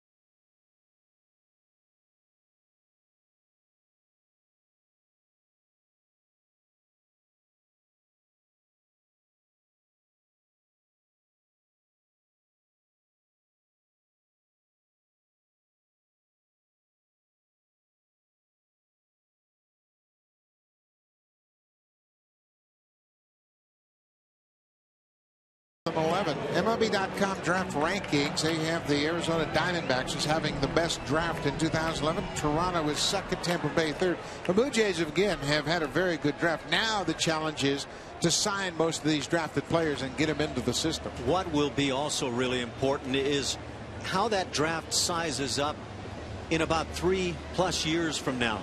That's when you really find out how well you've done. Jeff Francoeur drove in 2 runs in the 3rd inning with a single into right. He was thrown out at the plate to end the 3rd, trying to score from second. Bautista made a strong throw to the plate. Ron Copa down at first, and Francoeur went too far. 0-2.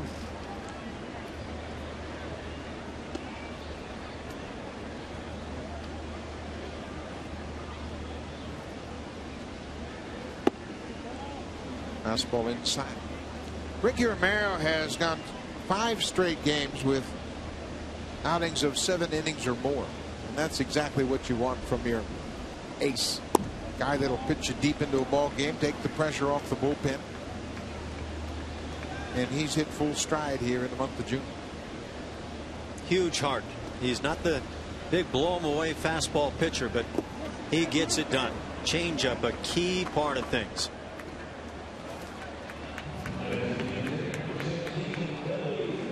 Just the third strikeout of the afternoon for Romero, but he has gotten better and better each year on strikeouts per 9 innings.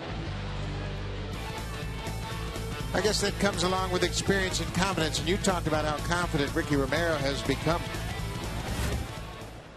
And you're not always going to rack up double-digit strikeouts. That's a foul ball just outside of third. But Ricky is one of those guys that, in a key situation in a ball game where you need that pop-up or strikeout, he has the weapons to come up with it. Just doesn't seem to lose focus. He grinds it out about as much as anybody you'll watch. His season strikeout high is 10. That came back in April against Tampa Bay. It came in a loss. He and James Shields hooked up in a 2-0 game. Romero struck out 10 in 7 innings. And here he's ahead of Billy Butler 0-2. I think Ricky's matured to the point where he would rather get a first pitch ground ball pop up out than have to work his way on to the strikeout. That's a great point. I think starters understand that you stay out there for more innings, you got a better chance of winning. Especially the way the Blue Jays are swinging the bats now. If I were a starting pitcher on this team, I'd say, you know what, I got to stay out there 7 to 8 innings every time because this team's going to score some runs. I was thinking, it's my impression the more he throws the fastball, and he's now in his 5th start since he's decided to throw more fastballs, but the more inclined hitters would be to put the ball in play. And that has been the case. You look at the 4 previous starts prior to today's ball game, make that 3 starts anyway. 4, 5, and 5 the strikeout totals. You can take 6 in the game before that. Well, that one gets away from him, and he's run it to a full count. But it was actually that game in Minnesota, May 13th, when Ricky seemed to have an epiphany in terms of how he wanted to utilize the fastball more. And he struck out 8 in that one. But it has again tailed off in terms of the strikeouts since. Full count, 1 out. Got it. And with another changeup, that's his strikeout pitch, his 4th strikeout, back-to-back strikeouts here in the 6th. It's not like Ricky takes a ton off of the changeup, just tucks that ball back into the hand, probably utilizes that circle change grip, and then throws it as hard as he can. Trust the grip and throw it hard. The true definition of a changeup is what Romero does. He changes the pace of his fastball. That's right. Ball is lined down the right side, but it'll slice against the wall. Foul ball. Wilson Betterman. Some people probably have the impression that a changeup is a pitch that you just float to the plate. It's a pitch that leaves the hitter off balance with the same arm speed as the fastball. And that's the essence of pitching, is to disrupt the timing of the hitter. Whether you do it at 100 or 78. 2 outs. Upstairs with the fastball. And that's where his fastball has really gotten a little bit better. It's 95 now. A little more finish. You ever had that experience with a child? They maybe have a little plastic ball and they're going to toss it to you from about 5 feet away, and their arm just flies through and you flinch, and then the ball comes floating. That's what the changeup does to hitters. You also flinch because you don't have any idea where it's going. Maybe so. But you get that impression because the arm comes flying through that the ball is going to do the same.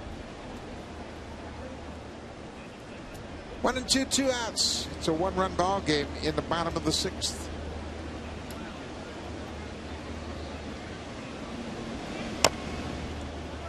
Betterman stays alive. Ricky Romero, when he's on his game, will get an awful lot of funny swings from the hitters. They have to protect both sides of the plate, and as we've talked about all afternoon long, they have to guard against that great changeup.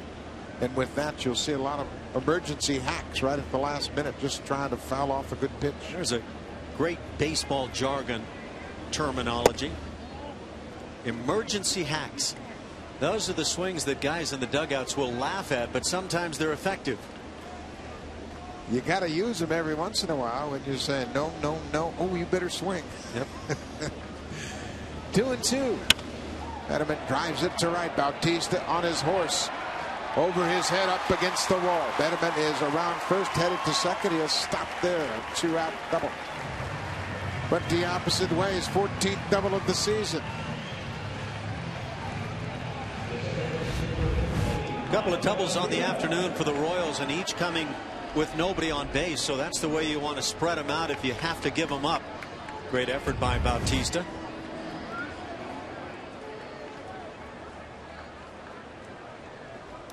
Mike Aviles, the second baseman. Comes back from the fastball. Aviles had an RBI triple in the series opener. Get the ball to the gap in right center.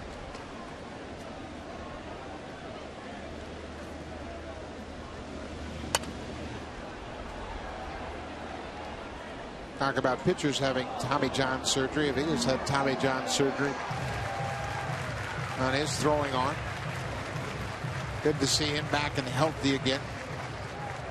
As an infielder, I'd be curious how he came about that injury.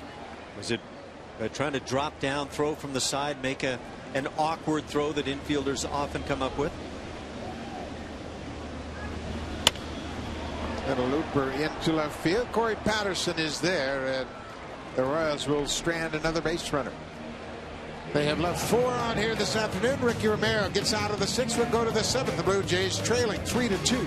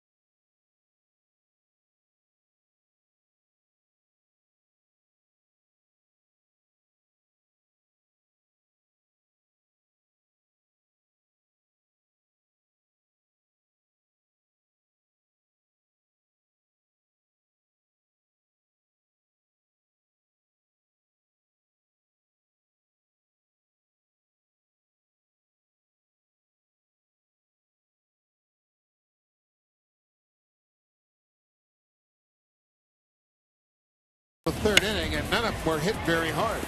Inning started. First man on base with an infield single, then the little blooper, now the pop-up that drops in front, and then the drop throw by Aaron Seavey that might have led to a final out in the inning. Finally getting that out at the plate. Another great throw in the inning by Bautista. Ricky Romero has had his frustrations. 6 innings, 7 hits allowed. 3 of those hits came in that inning. Edwin Encarnacion will lead things off. Goes after the first pitch and fouls it back.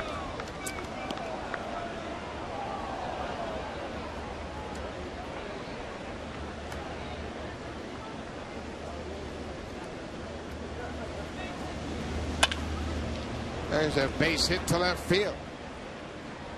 Meyer gets over and cuts it off, brings it back quickly, and Encarnacion lead things off here in the 7th.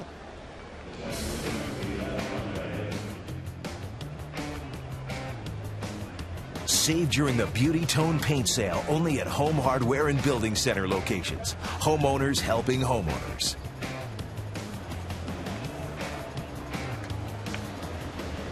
Leadoff single from the number 7 hitter, Encarnacion. Now Rajay Davis. Davis bunts it up to third baseline, but that'll go into foul territory. Royals have a very good, very young bullpen, and Aaron Crow might be the best arm down there. You've seen Crow in this series, and he's got electric stuff, and the attitude that he's coming right at you. Starts to loosen up. Rajai Davis maybe best served if he doesn't try to put this bunt right on the chalk down the line. Give himself a little room. Swinging away and taps it foul. Now Davis really has to dig his heels in. I don't think the way third basemen play him as they draw in and near the line, that a bunt near the line is necessarily much more effective than one that's 2, 3, 4, 5 feet fair. Breaking ball catches the inside corner. Davis thought it was around the corner. Jim Joyce calls him out. That's a big strikeout for Hochevar. 2 strikes, expand your zone. That's a pitch you won't see called a strike very often. Almost want to say if at all. On a left-hand hitter, slim. On the right-hand hitter, generally slims out of town. Third strikeout of the afternoon. Jason Nix has a single this afternoon. 1 for 2. And the breaking ball.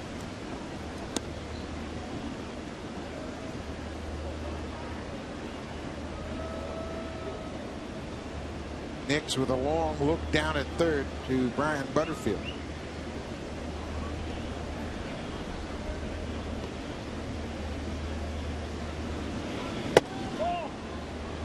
Two and 0. Butterfield going through another series of signs for both Encarnacion at first and the hitter Nix. Big hole on the right side of the infield. Ground ball. This could be 2. Escobar to second for 1. I believe he's back to first. It is a double play. Hochevar gives up the leadoff single, but the defense turns an inning-ending double play.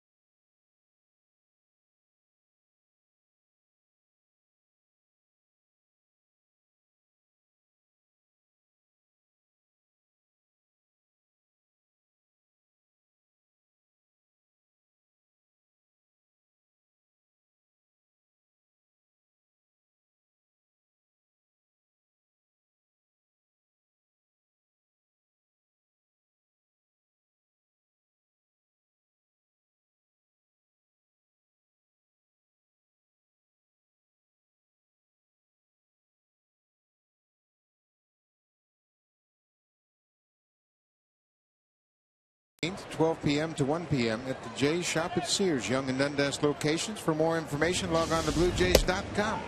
A chance to meet JP Arencibia, the fine young catcher for the Blue Jays, enjoying an outstanding rookie season.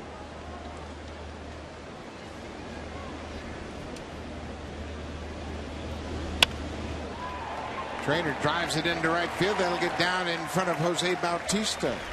The Royals have a leadoff hit here in their half of the 7th.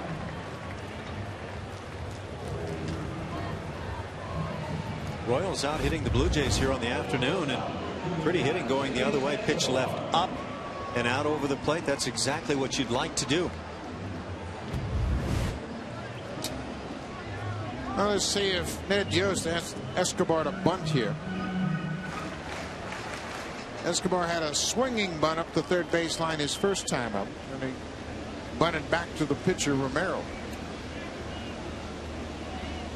He was showing bunt as Romero goes to first. He had turned around as if to bunt. Let's see if the Blue Jays third baseman picked up on it.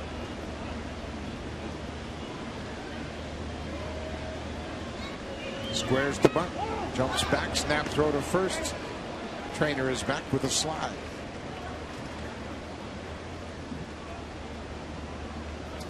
Aaron Sebe has shown that he's not afraid to throw to bases. He's been helped out at times by infielders taking throws out of the dirt, but he's an aggressive catcher. This is his 44th start of the season. He's truly become the everyday catcher. Bunted up the first base line. Romero will have to go to first. Escobar's retired, but does the job. Moves Trainer into scoring position with a sac bunt.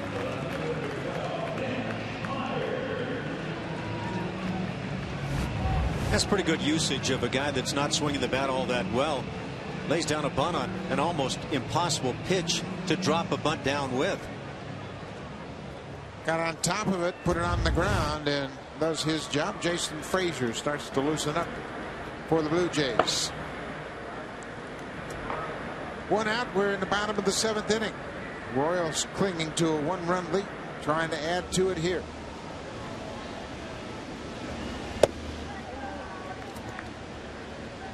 Pitchmeyer doubled to the gap in right center his last time up.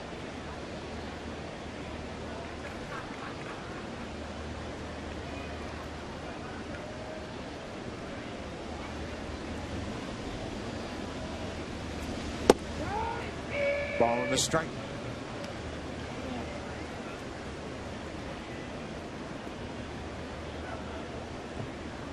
Romero pitching into the seventh for the sixth straight time. That'll please a manager. And it just really does your bullpen worlds of good. Plus you can set up the bullpen for the finish of this ball game. You know, when you talk about numbers like that, Buck, I think that's probably what sets Ricky apart as the true ace of this staff. The ability to stay in the game late. Here he falls behind 3-1. Brandon Morrow has great stuff, and when on his game, he'll strike out a slew and not give up many hits. And you can make the argument that he may look like the ace, but when it's all said and done, at least to this point, Ricky has been the man. Meyer pulls it to first. Good play by Linden on the wicket hop. Meyer's retired. Catcher Trainer goes from second to third on the out.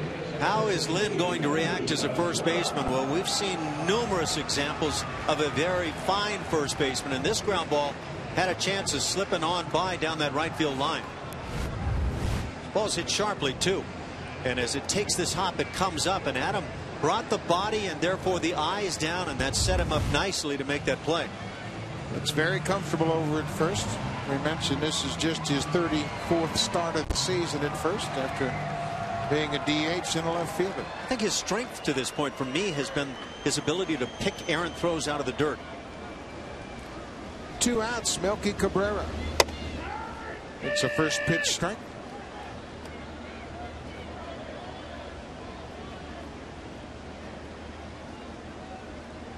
Cabrera hit a 3-run home run in last night's game. Moves back from an inside fastball. Big situation for Ricky Romero and the Blue Jays, trying to keep it a 1-run game here with 2 outs in the 7th.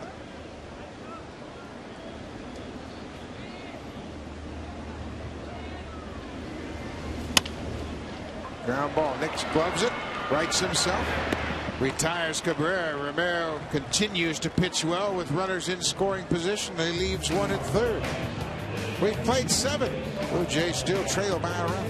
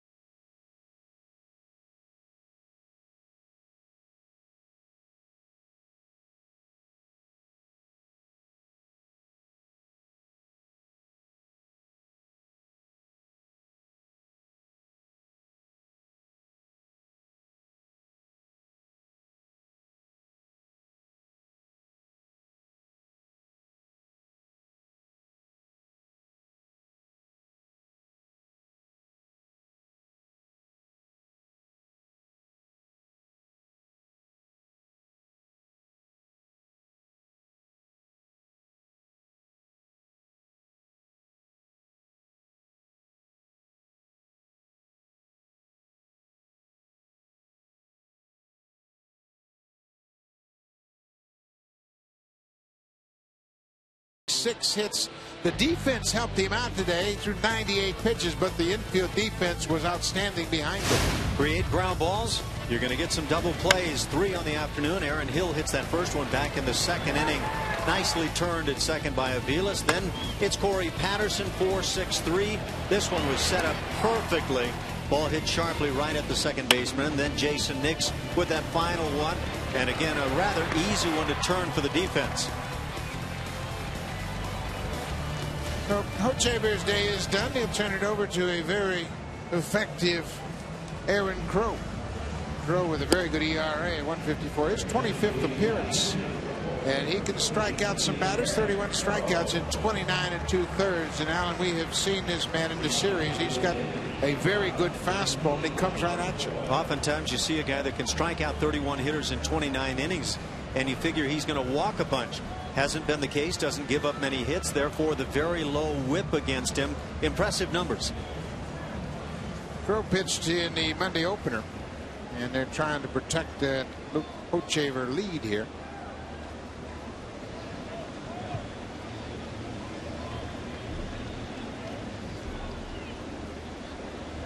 Top of the order for the Blue Jays. Mike McCoy shows bunt, pulls the bat back. McCoy has walked twice. He was also retired on a good defensive play in his first at bat by the third baseman Wilson Benjamin. He'll be looking to get on base here, and Crow falls behind 2-0. He's shown bunt twice.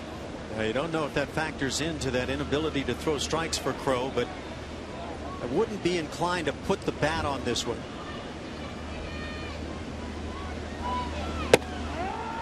Fastball catches the outside corner. Of course, at the same time, you can show bunt once again in the event that it is what is distracting the pitcher. 3-1. Crow's just 24 years old. He was a 2-time first-round pick. Washington Nationals took him in 2008. Royals took him in 2009 after he didn't sign with the Nets. He's back into the at-bat at 3-2.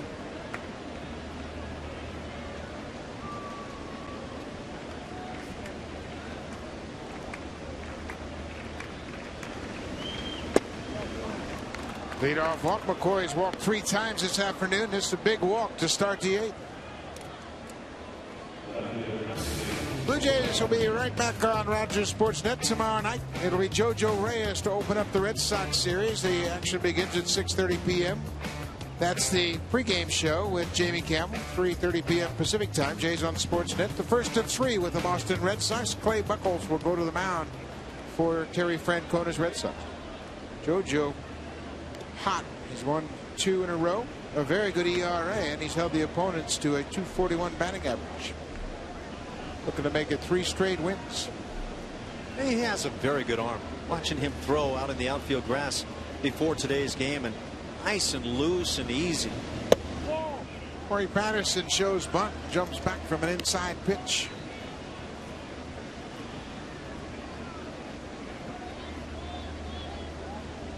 Mike McCoy with the leadoff walk. We are in the 8th inning. Blue Jays trail by a run. Is Patterson thinking about bunting, or is he trying to distract like McCoy? He bunts it back to the mound. Crow goes to first, and Patterson moves McCoy to second with the sacrifice bunt. So we quickly get the answer right there. Now you set up Bautista, Lind et al. And do the Royals want to face Jose Bautista? Well, given the fact that Adam Lind is 3 for 3, I think they'll take their chances. Lind hit the grand slam home run in last night's game. And obviously he's continued to swing the bat well here this afternoon. Looks like they're going to work to Bautista. Does this serve to stir up Jose Bautista? Off the plate outside. In a sense, this is the very same scenario Bautista finds himself in that Lind found himself in last night when they did walk Bautista to face Adam. Right now, Jose knows very clearly with first base open that Skip on the other side, Ned Yost, has said, well, I guess we'd rather face Bautista. That's not been the case very often this year. Well, again, he's not really splitting the middle of the plate either. That's not exactly what you'd call going right after him. 2 breaking balls well off the plate outside. Ed Yost issued the intentional pass to Bautista in the 6th inning of last night's game. 3-0. This might be a pitch around. They give him the green light even with Lynn behind him. I would say this: Jose Bautista for me has the green light at any time, and he makes the decision if he's feeling good at the plate. And I don't know if he's in that category of feeling good right now, but I think you give him the green light. 3-0. A 4-pitch walk, and indeed that will bring Lynn to the plate. Last night after the Bautista intentional pass, Lynn came up with the bases loaded. Kind of came through nicely for the ball club too. And again, it didn't look like he got this right on the barrel, but he is so strong, drives it out to this right center field part of a huge ballpark, and he was kind of feeling his oats right there, letting the other side know you don't mess around with this kid. And today he's 3 for 3. He's had 3 singles. Aaron Crow, first inning of work. Misses with that pitch.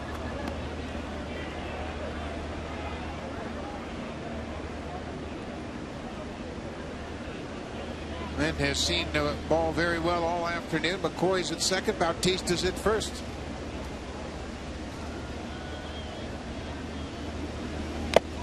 Big swing and fouled it off. 97 from Crow. We told you he had a big arm.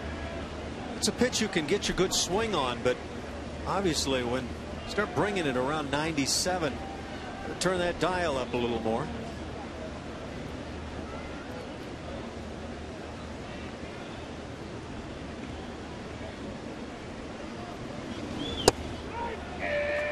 Strike at the knees. A strike at the top of the zone, a strike at the bottom of the knees area, and tough pitches on Adam. The Royals have turned 3 double plays here this afternoon. That certainly helped out Luke Hochevar.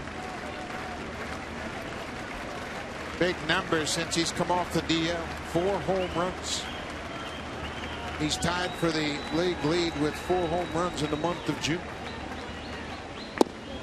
Breaking ball, Lynn strikes out. Well, what a good pitch from Aaron Crow. Crow just kept pumping the heater, and then after getting 2 strikes, shows that tight slider, starts it at the knees. It looks like a fastball till that last moment.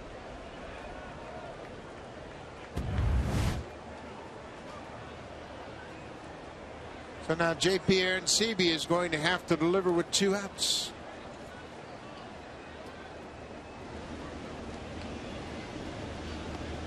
Aronsebi with the 2 runs driven in. Another breaking ball. This one is down.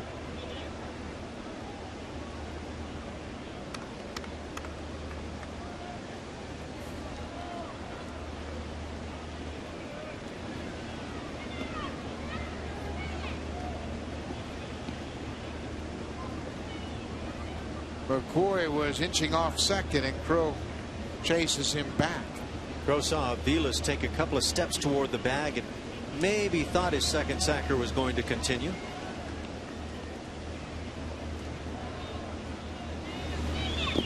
Breaking ball, and that'll move up the runners. Boy, that's a big wild pitch. The runners move up. McCoy represents the tying run. He's now at third. Bautista's the go-ahead run. He's in second. With less than 2 outs, this is enormous. Now it's still that chance to drive in a pair with a single.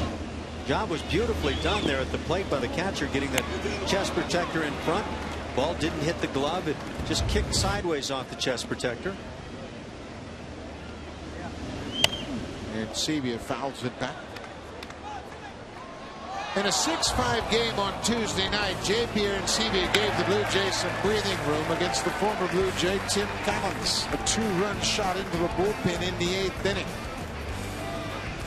And that really gave the Jays a little cushion late in the ball game. His 10th home run of the season. Collins was blowing at the time. Really looked like he might be the the dominator on the hill.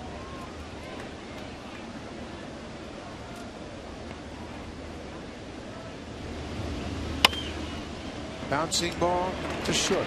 Escobar. Aaron Seba is retired. Crow comes in. The 8th and Strands 2. We've played 7.5 here. The Royals lead it by a run now. Let's check in with Jamie Campbell.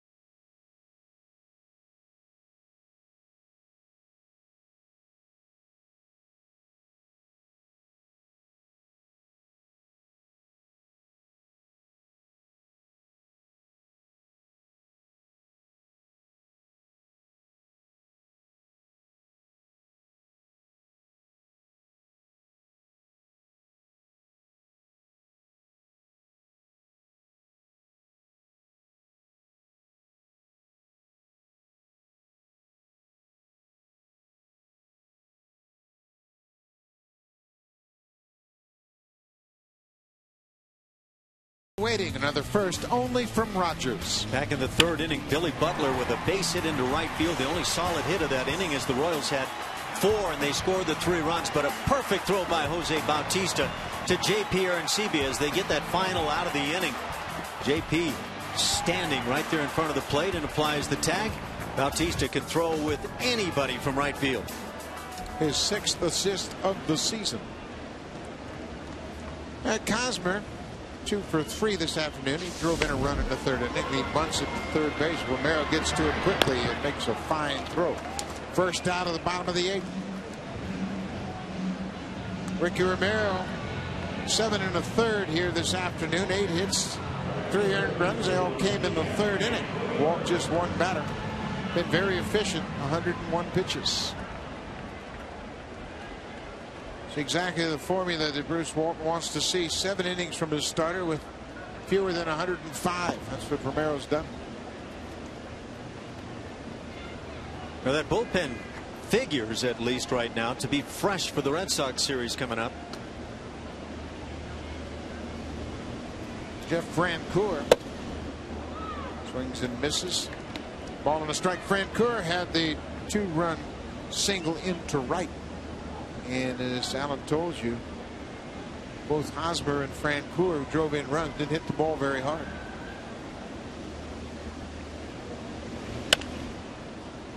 Big swing and a soft grounder. Like they've always said, in tomorrow's box score, or in today's world with the internet, in that box score they're going to look like line drives, but just bleeders for the Royals to attack Ricky early.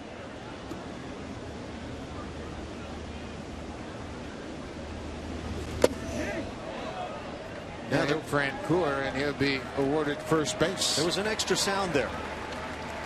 Was it hand? Was it bat? But you could hear the 2 sounds. Take a listen.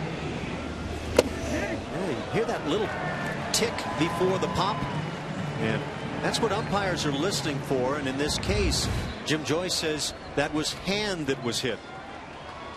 Joaquim Soria has been restored to the closer's role after a short hiatus, throwing the ball well.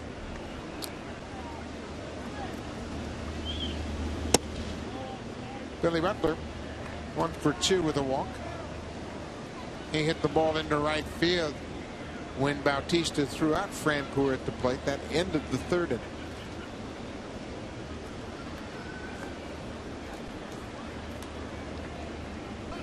There goes Francoeur. Aaron Sebia from his knees. Not in time. Boy, Francoeur has been very good. He's 7 for 7 in steals, and that's a timely steal of second in a one-run game. J.P. Arencibia has been back and forth here recently, throwing from the knees or coming to his feet. Gets rid of it quickly from the knees, but that bounce throw makes it tough on the infielder. Aaron Hill tries to get right down to ground level to make the play.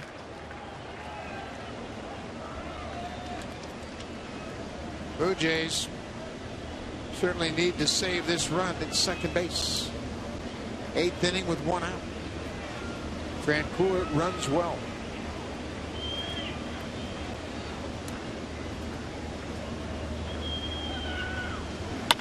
Butler's out in front.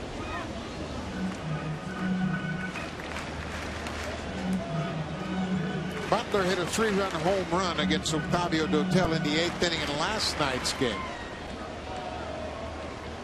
That made it 9-7 at the time. The Royals would score a 9th inning run to close to within 1, but Blue Jays held on. Nice job again by Arencibia, dropping as he tends to do to one knee, but that's okay as long as you're getting everything down and keeping the glove down. Drop it, keep that glove down, and it's pretty good. If you can keep that glove on the ground, you've really got something.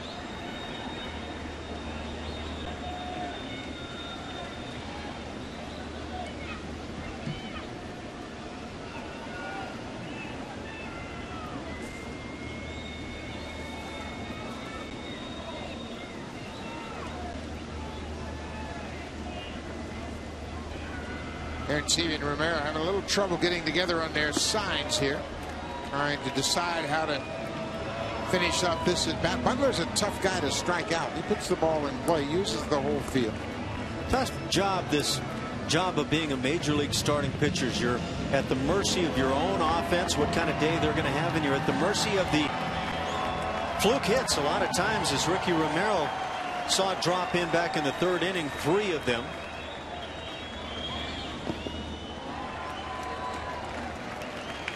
Also at the mercy of your defense, I guess.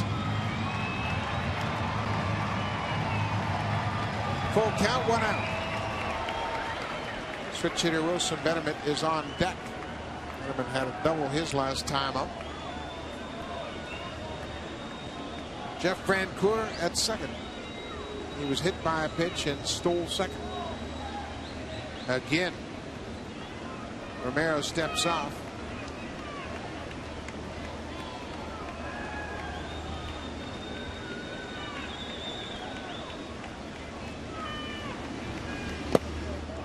Butler takes the walk.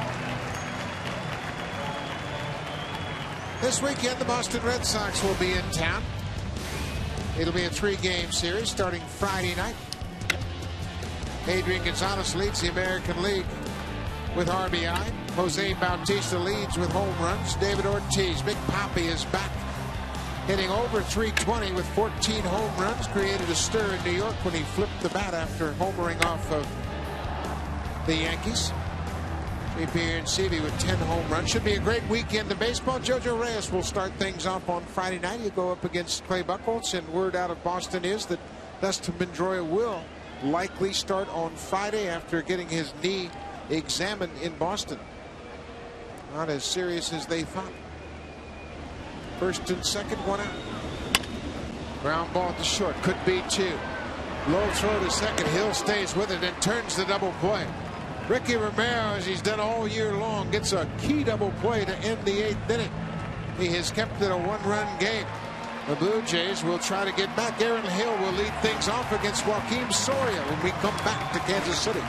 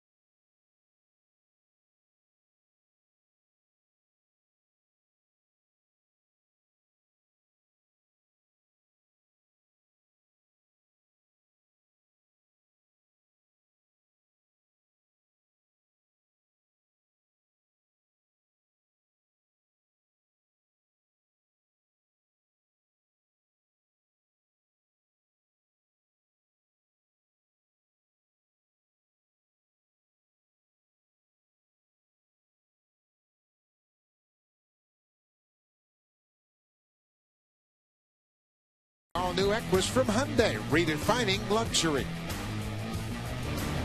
Back in the fourth inning, it was J.P. Arencibia supplying the offense for the Blue Jays. A ball that hits high off the wall down in the corner ends up being a triple. Came with 2 outs, plating Bautista and Lind, who had failed in the inning with the bats. And that made it a 3-2 game, but we've been right in that spot all afternoon since. Arencibia 2 more RBIs. He's up to 34, but the Blue Jays trail by a run at 3-2. Joakim Soria, the winner in the opener on Monday night, pitched 2 innings in the extra inning game. First pitch, strike to Hill. Soria 5.33, the disappointing ERA this year. As many hits as innings pitched, he's walked 10 on top. The whip not where the Royals would like for their closer.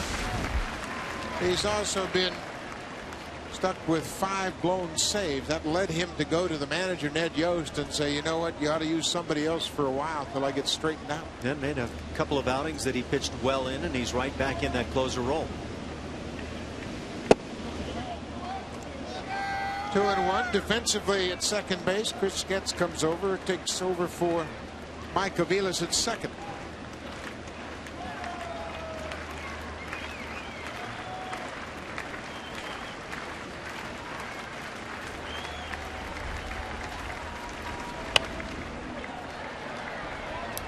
Two and two. Pretty good pitch for Aaron Hill to get a good swing on. Fastball right through the heart of the plate. Hill is 0 for 5 against Soria, and Joakim Soria is not a real flamethrower, but he has the full complement of pitches, and when he's on his game, he's got exceptional command. With it all, he's allowed 4 home runs in 27 innings on the year. Ball is popped into shallow center field. Melky Cabrera, first down of the night.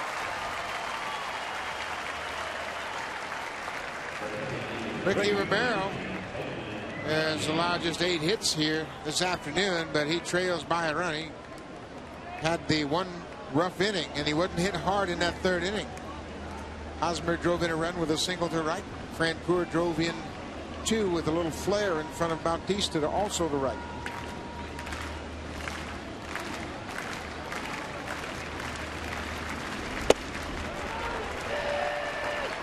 That kind of location will succeed.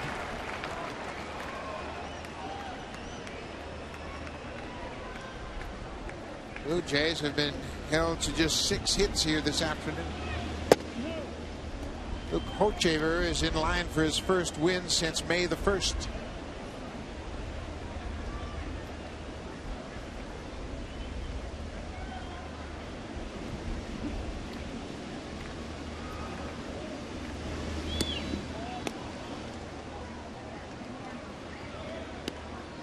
Ricky Romero, 8 innings. He scattered 8 hits over those 8 innings. 2 walks, 4 strikeouts. A very efficient 112 pitches. Shaves the ERA just a bit down to 3.18. Encarnacion with his second hit keeps the hopes alive.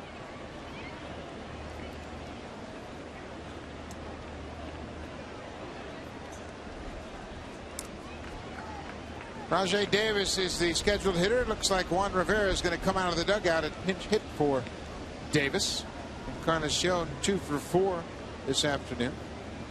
The one danger here is in swapping the speed, you have a much greater chance of the double play ground ball.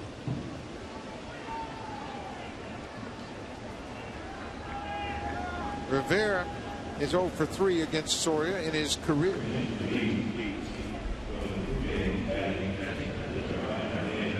Let's take a shot. He's got more power, obviously, than Rajay Davis. He might be able to hit a ball in the gap.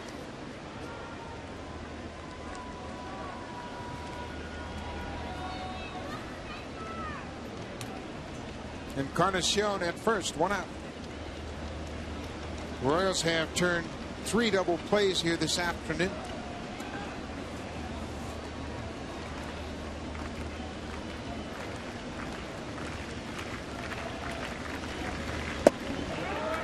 Breaking ball for a strike.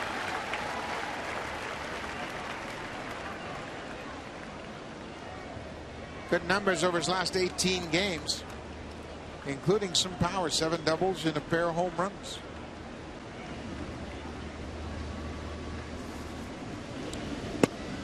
Goes after that high pitch, 0-2. Outfield playing deep here with 1 out, playing no doubles defense, trying to play back and cut anything off to keep the batted runner from getting to second. Much better numbers against lefties than right-handers. And really no options on the bench to pinch run if you're wondering about Encarnacion at first. Escobar is battling a quad injury. He has not started here today, and there's talk that he may be ready to start tomorrow night in the series opener against the Red Sox. The only other Blue Jay on the bench other than pitchers, Jose Molina. And so it's up to Edwin to run like you sniff an infield hit. Rivera in a hole, 1-2.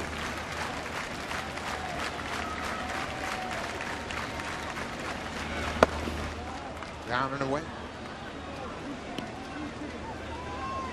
To me, this is the pitch that Soria wants to get some sort of resolution. 2-2. You don't want to get into a 3-2 situation, even with 1 out. John Farrell might start the base runner at first. This big, spacious ballpark.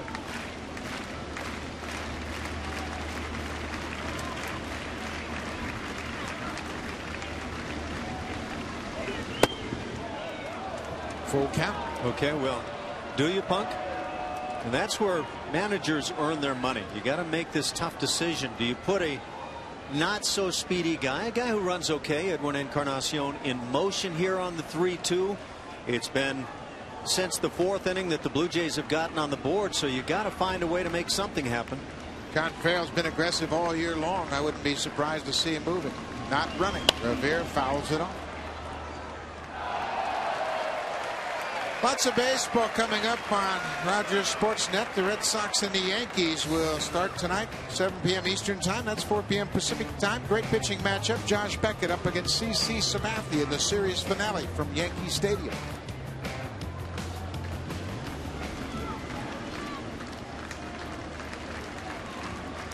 Another full count pitch. Base hit into left field. Encarnacion. Big aggressive turn around second. He'll stop there. Rivera comes through with the pinch hit single. So if Edwin's on the move on this pitch, is there any shot of him getting to third base? It would be dangerous. That would be a gutsy call. So it's first and second with 1 out. Rivera coming off the bench gets a good pitch inside and strokes it into left. This ball is hit so sharply that, again, if you put Encarnacion in motion, I don't know if you're in Brian Butterfield's shoes, if you're willing to try to bring him. Rivera delivers a pinch hit in his first pinch hit at bat of the season. Jason Nix 1 for 3.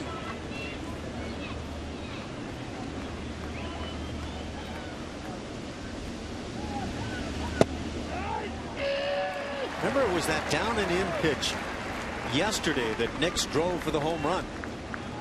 Hit a 3-run home run in the 4th inning. Came off the left-hander Danny Duffy. The Jays are just 1 for 5 with runners in scoring position this afternoon. Well, he throws that breaking ball to the inside, and right-handed hitters have a tendency to quit on it. A lot of umpires will quit on this pitch as well. But this pitch appeared to get a part of the plate.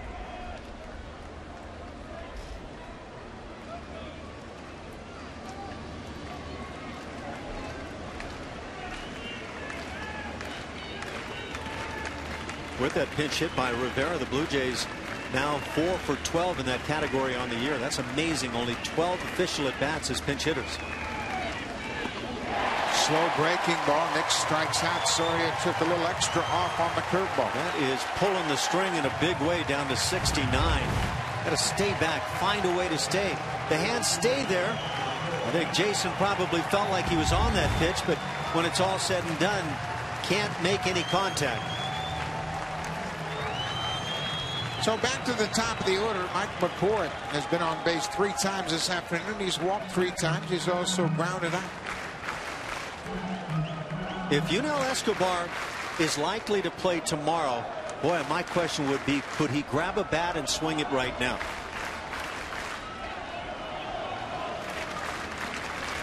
Two outs. Big swing from McCoy. That uppercut swing is not going to do well on the high heater. Yunel Escobar again. If you say, okay, he's going to be ready to go tomorrow, to me that implies that not a whole lot going on, if anything, physically ailing right now. Could he swing it?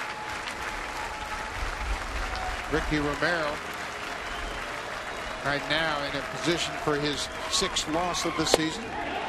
McCoy takes a 2nd strike. They expand the strike zone now.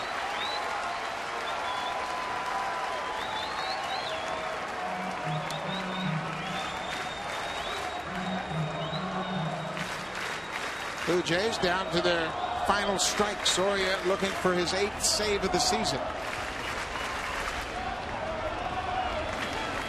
Outside with another slow curveball. Boy, it's got to be tough when you see a 93-mile-an-hour high fastball and then a 69 or 70-mile-an-hour curveball. Quite a difference in velocity from Soria.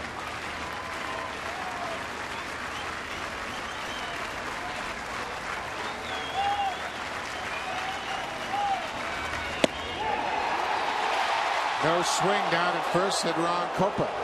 What a temptation that must be as a first base umpire in front of a home crowd here on their feet, just begging for a victory, and here comes the bat. How do you call it? That was a good call. McCoy clearly checked his swing. Ron Copa all over it. 2-2 now. Runners at first and second.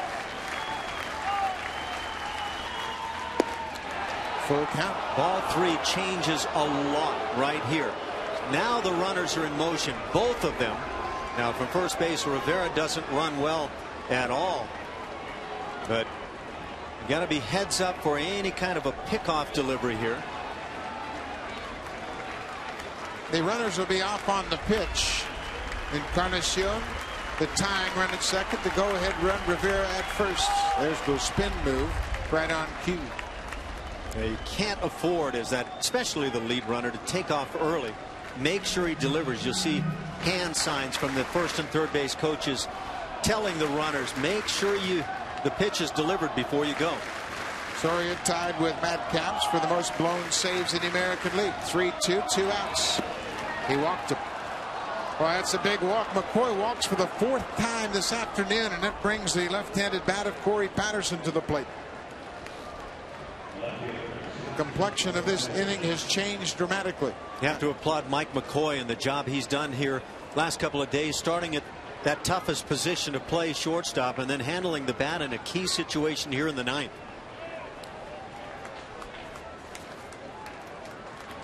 Patterson's been a very good first ball fastball hitter. Be interesting to see what he gets from Soria on the first pitch. Now if you're Rivera at second base, you're the go-ahead run. You've got to make sure that you get a good jump and make a good turn at third on a base hit.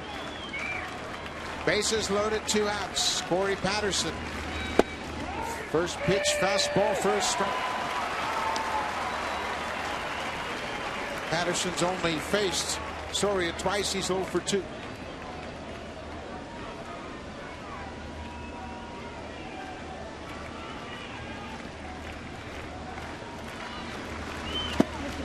Makes another close pitch, but it's inside. Ball on the strike.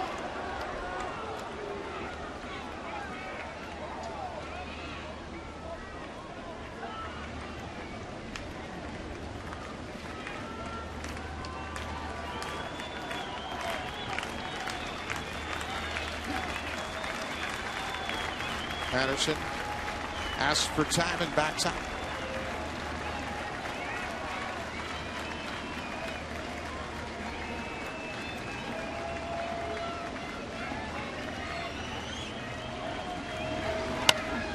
Hops this up. Playable for the third baseman, Better Meet. And the Royals win. Soria comes out and pitches out of a bases-loaded situation. Picks up his 8th save of the season. Romero, the tough luck loser here. He goes 8 innings and loses a 1-run ball game. The Blue Jays mount a rally in the 9th inning, but they fall short when Soria gets Corey Patterson to pop up. Blue Jays split the 4-game series. They end up the road trip. They'll head home. Tough loss here in Kansas City. Now it's time for Jamie Campbell. Stay tuned for Connected.